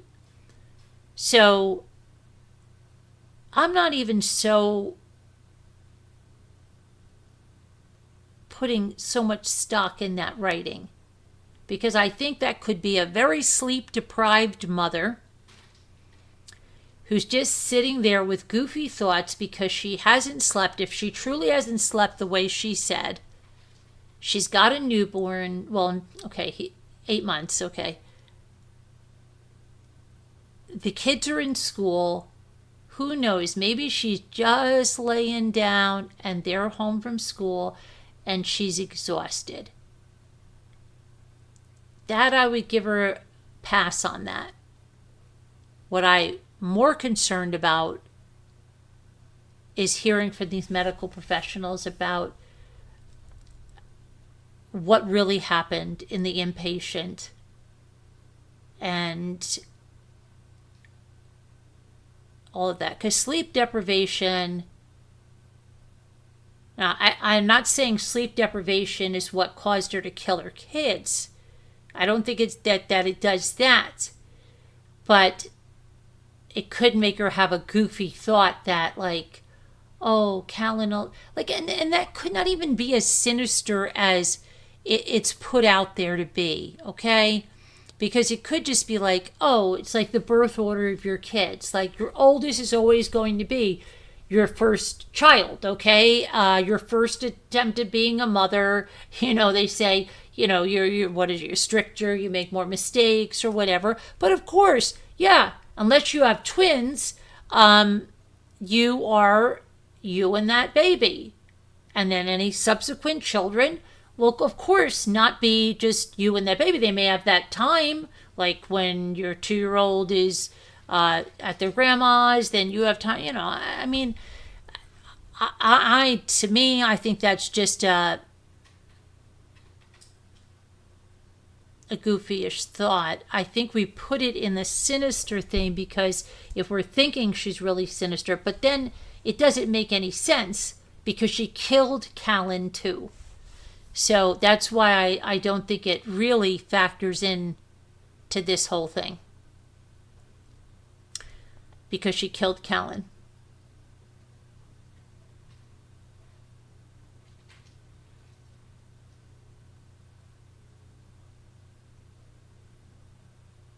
And I think, I'm not sure the order, but I know that the daughter and Callan were in the same room and Dawson was in the father's office. So I don't know. But I don't put as much stock in that as I think. I really don't know. Like, did it have more to do with her being resentful of him? Look at these people that are killing their kids over custody issues, right? To get back at the other spouse. I don't know. I really don't. This is a very tough case. I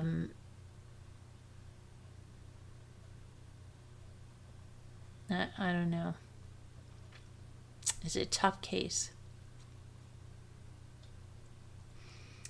It's a tough case here. It's just, it's going to definitely bring up a lot of emotions, and based on what everybody has. Like if anybody's ever had a goofy thought like that, they're going to think like, oh my gosh, I had a goofy thought like that. I'm not a monster. I wouldn't kill my kids. I don't think she wanted to, and they're going to go on that defense that it's just postpartum psychosis. A lot of people say, oh my gosh, it could have been me. It could have been me. It could have been me.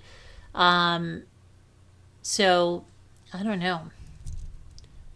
And then I think a lot of people are scared that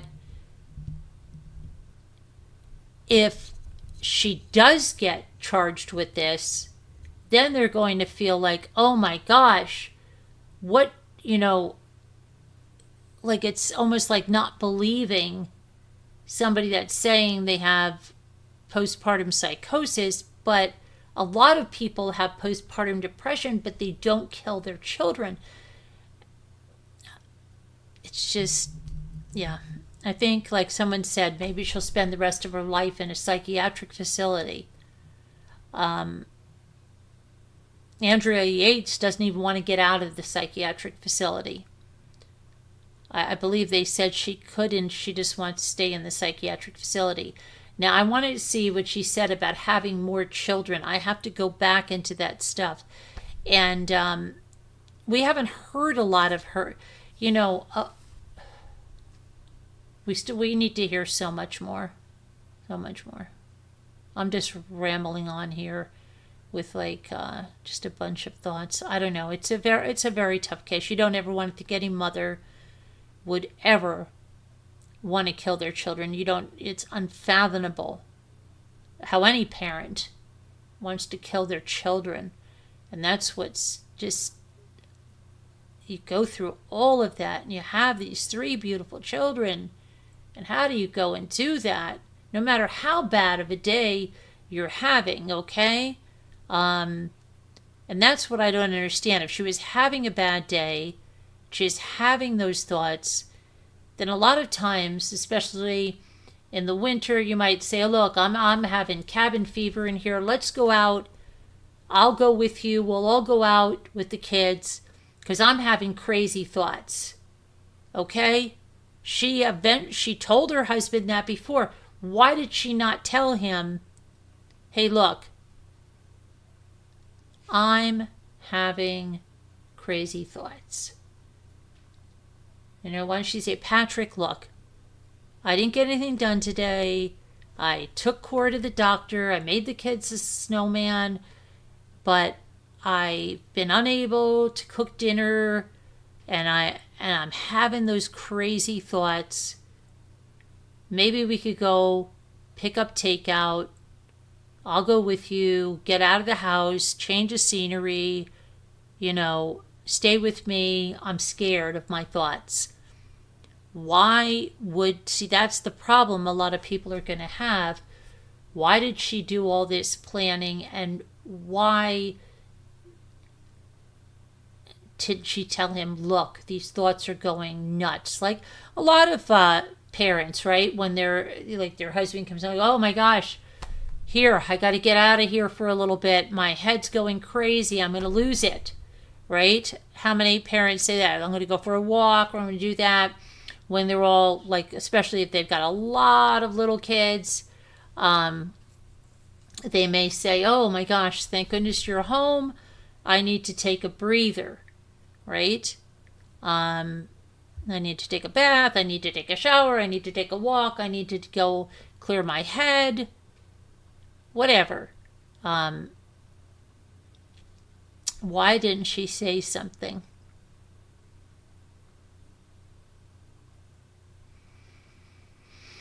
I don't know. Give them the benefit of the doubt. After your dad died, you were put on alprazolam. The medication caused huge periods of amnesia. Whew. I did things I never remember. So now when I hear defendants have been prescribed this, I really give them the benefit of the doubt. Yeah, I don't know.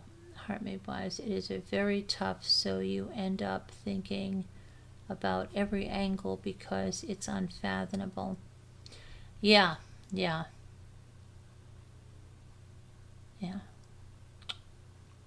don't know.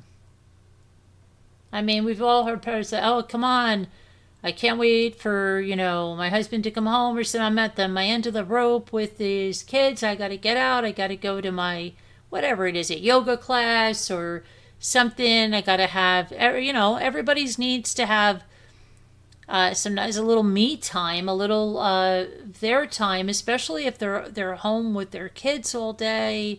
And so she told him that she didn't get anything done.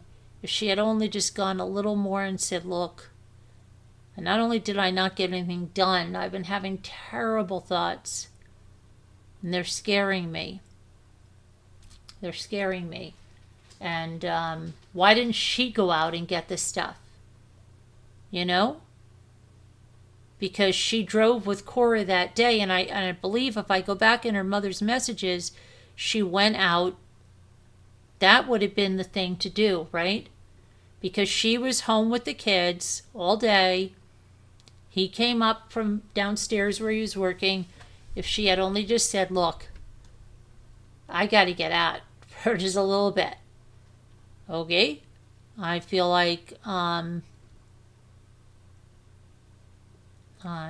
need to get out. Let me go. I'll go get the food. I'll go get the medicine. And I'll come back.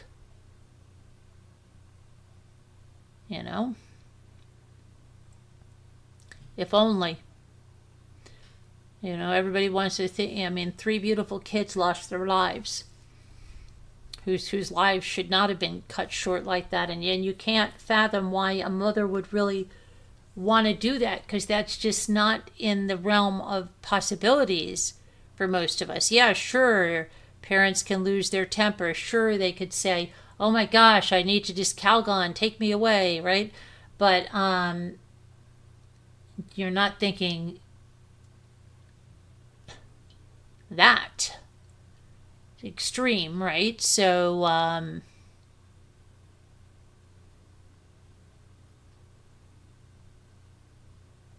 why didn't she just go and get the stuff herself? And if it was truly she had so much anxiety about going back to work and them living in such an affluent area, was it that it was not feasible for her not to return to work? That it wasn't going to be. Now, we saw Patrick say something to that effect, that I told her she should go back to work because she needs that or something. But did she resent him for that? But even resenting him for that shouldn't, if she wanted to be a stay-at-home mom, it sounded like she wanted to spend even more time with her kids being a stay-at-home mom. Why would she take their lives if she became upset? We could go on and on with this. It's just,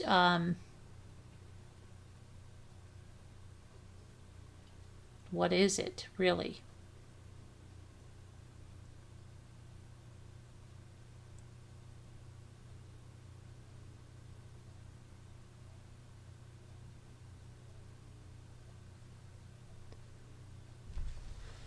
Wishing everyone a good night. Good night, Anne. Yeah, I'm going to do the word gay, go to bed. Oh, you're welcome. And thank you, Anne, for your support tonight and for your gifted membership and for the super chat. I appreciate that very much. And I'm going to do the word game. And I don't know. I could ruminate on this for a while and just, because all kinds of parents that have literally, I lived next door to, and she had 3 kids, and I saw her losing her crap sometimes, and she just had to get out. Parents go through that stuff, especially if they have kids at colic and this and that. But it's yeah, they just want to get out. I need it. Oh my gosh, just come here and take care of these kids because I'm afraid I'm going to lose it. That I think a lot of us have seen in people. Maybe ourselves, maybe other people, maybe friends, and maybe everyone. But to the point that this escalated to, that's just unfathomable to,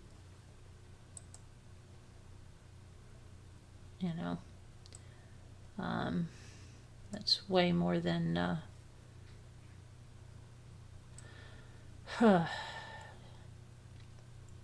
I don't know. It's just terrible.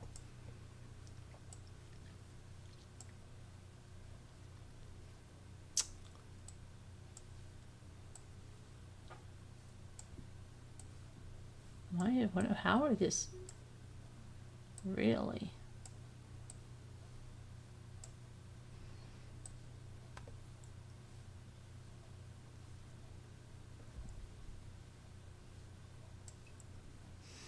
I don't know. It's really unfortunate.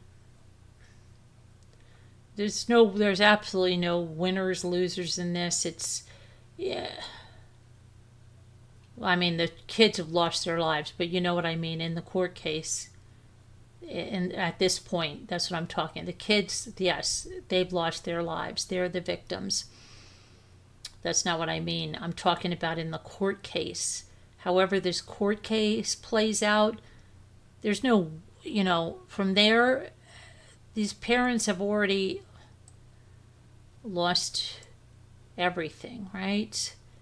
These children have lost their lives, the grandparents, and it's just like it's just so awful, so awful.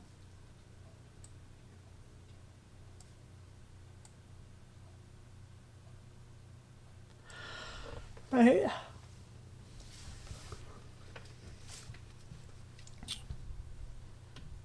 So awful.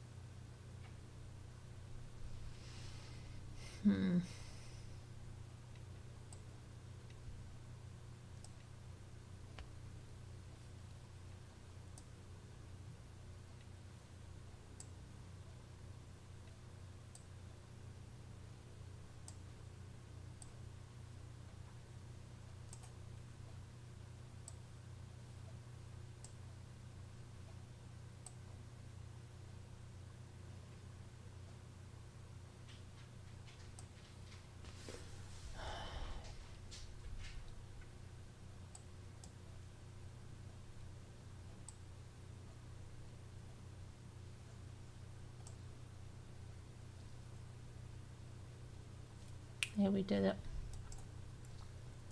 We did it.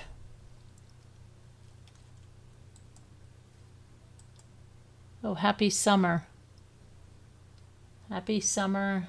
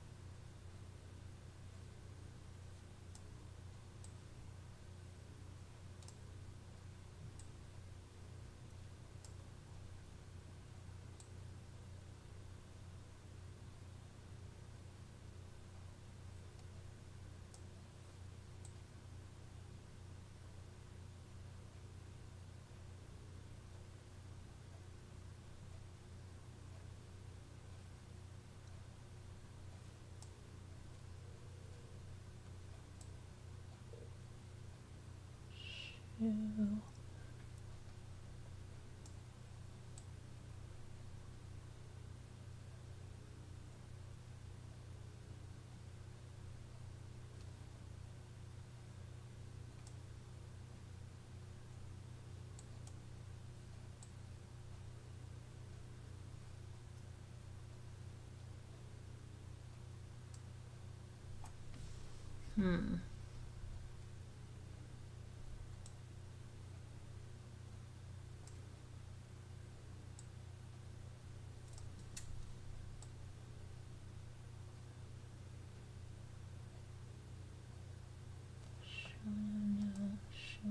No. Okay, let's see. Can't be that. It's got to be.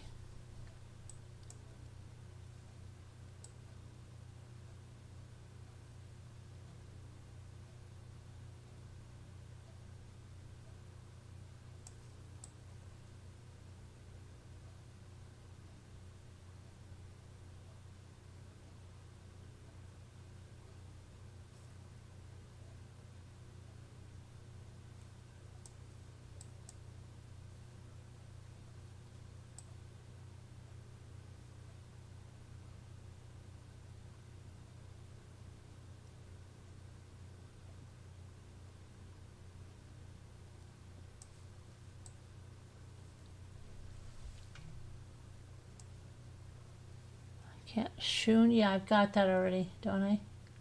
Oh no, wait a minute. I didn't do shoon. I think. Yeah, I did it already. Yep.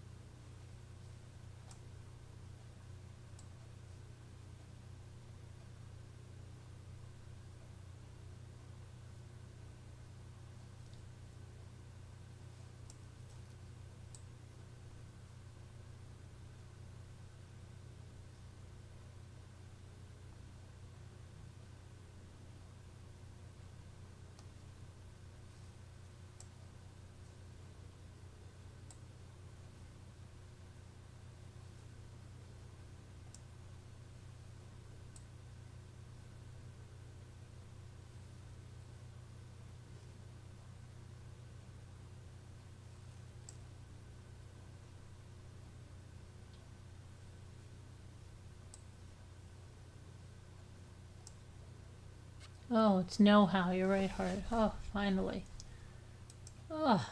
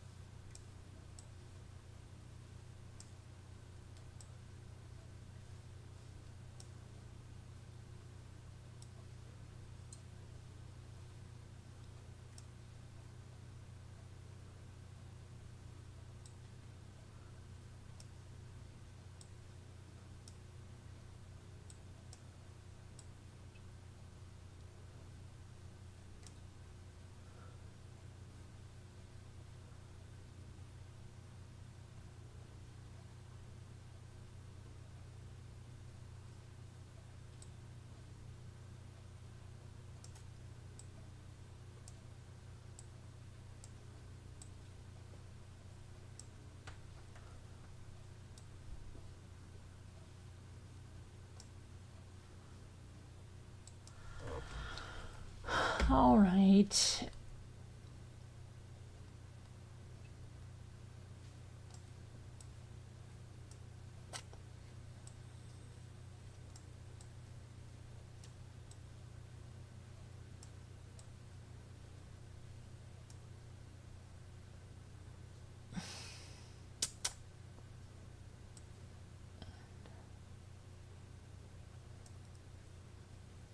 Fantasia.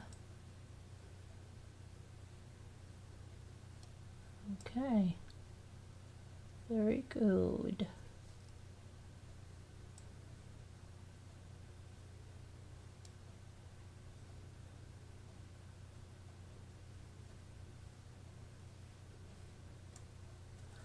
Okay.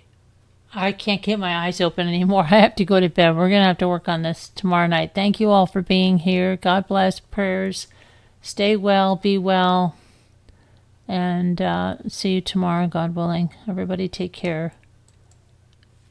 Let's see where the...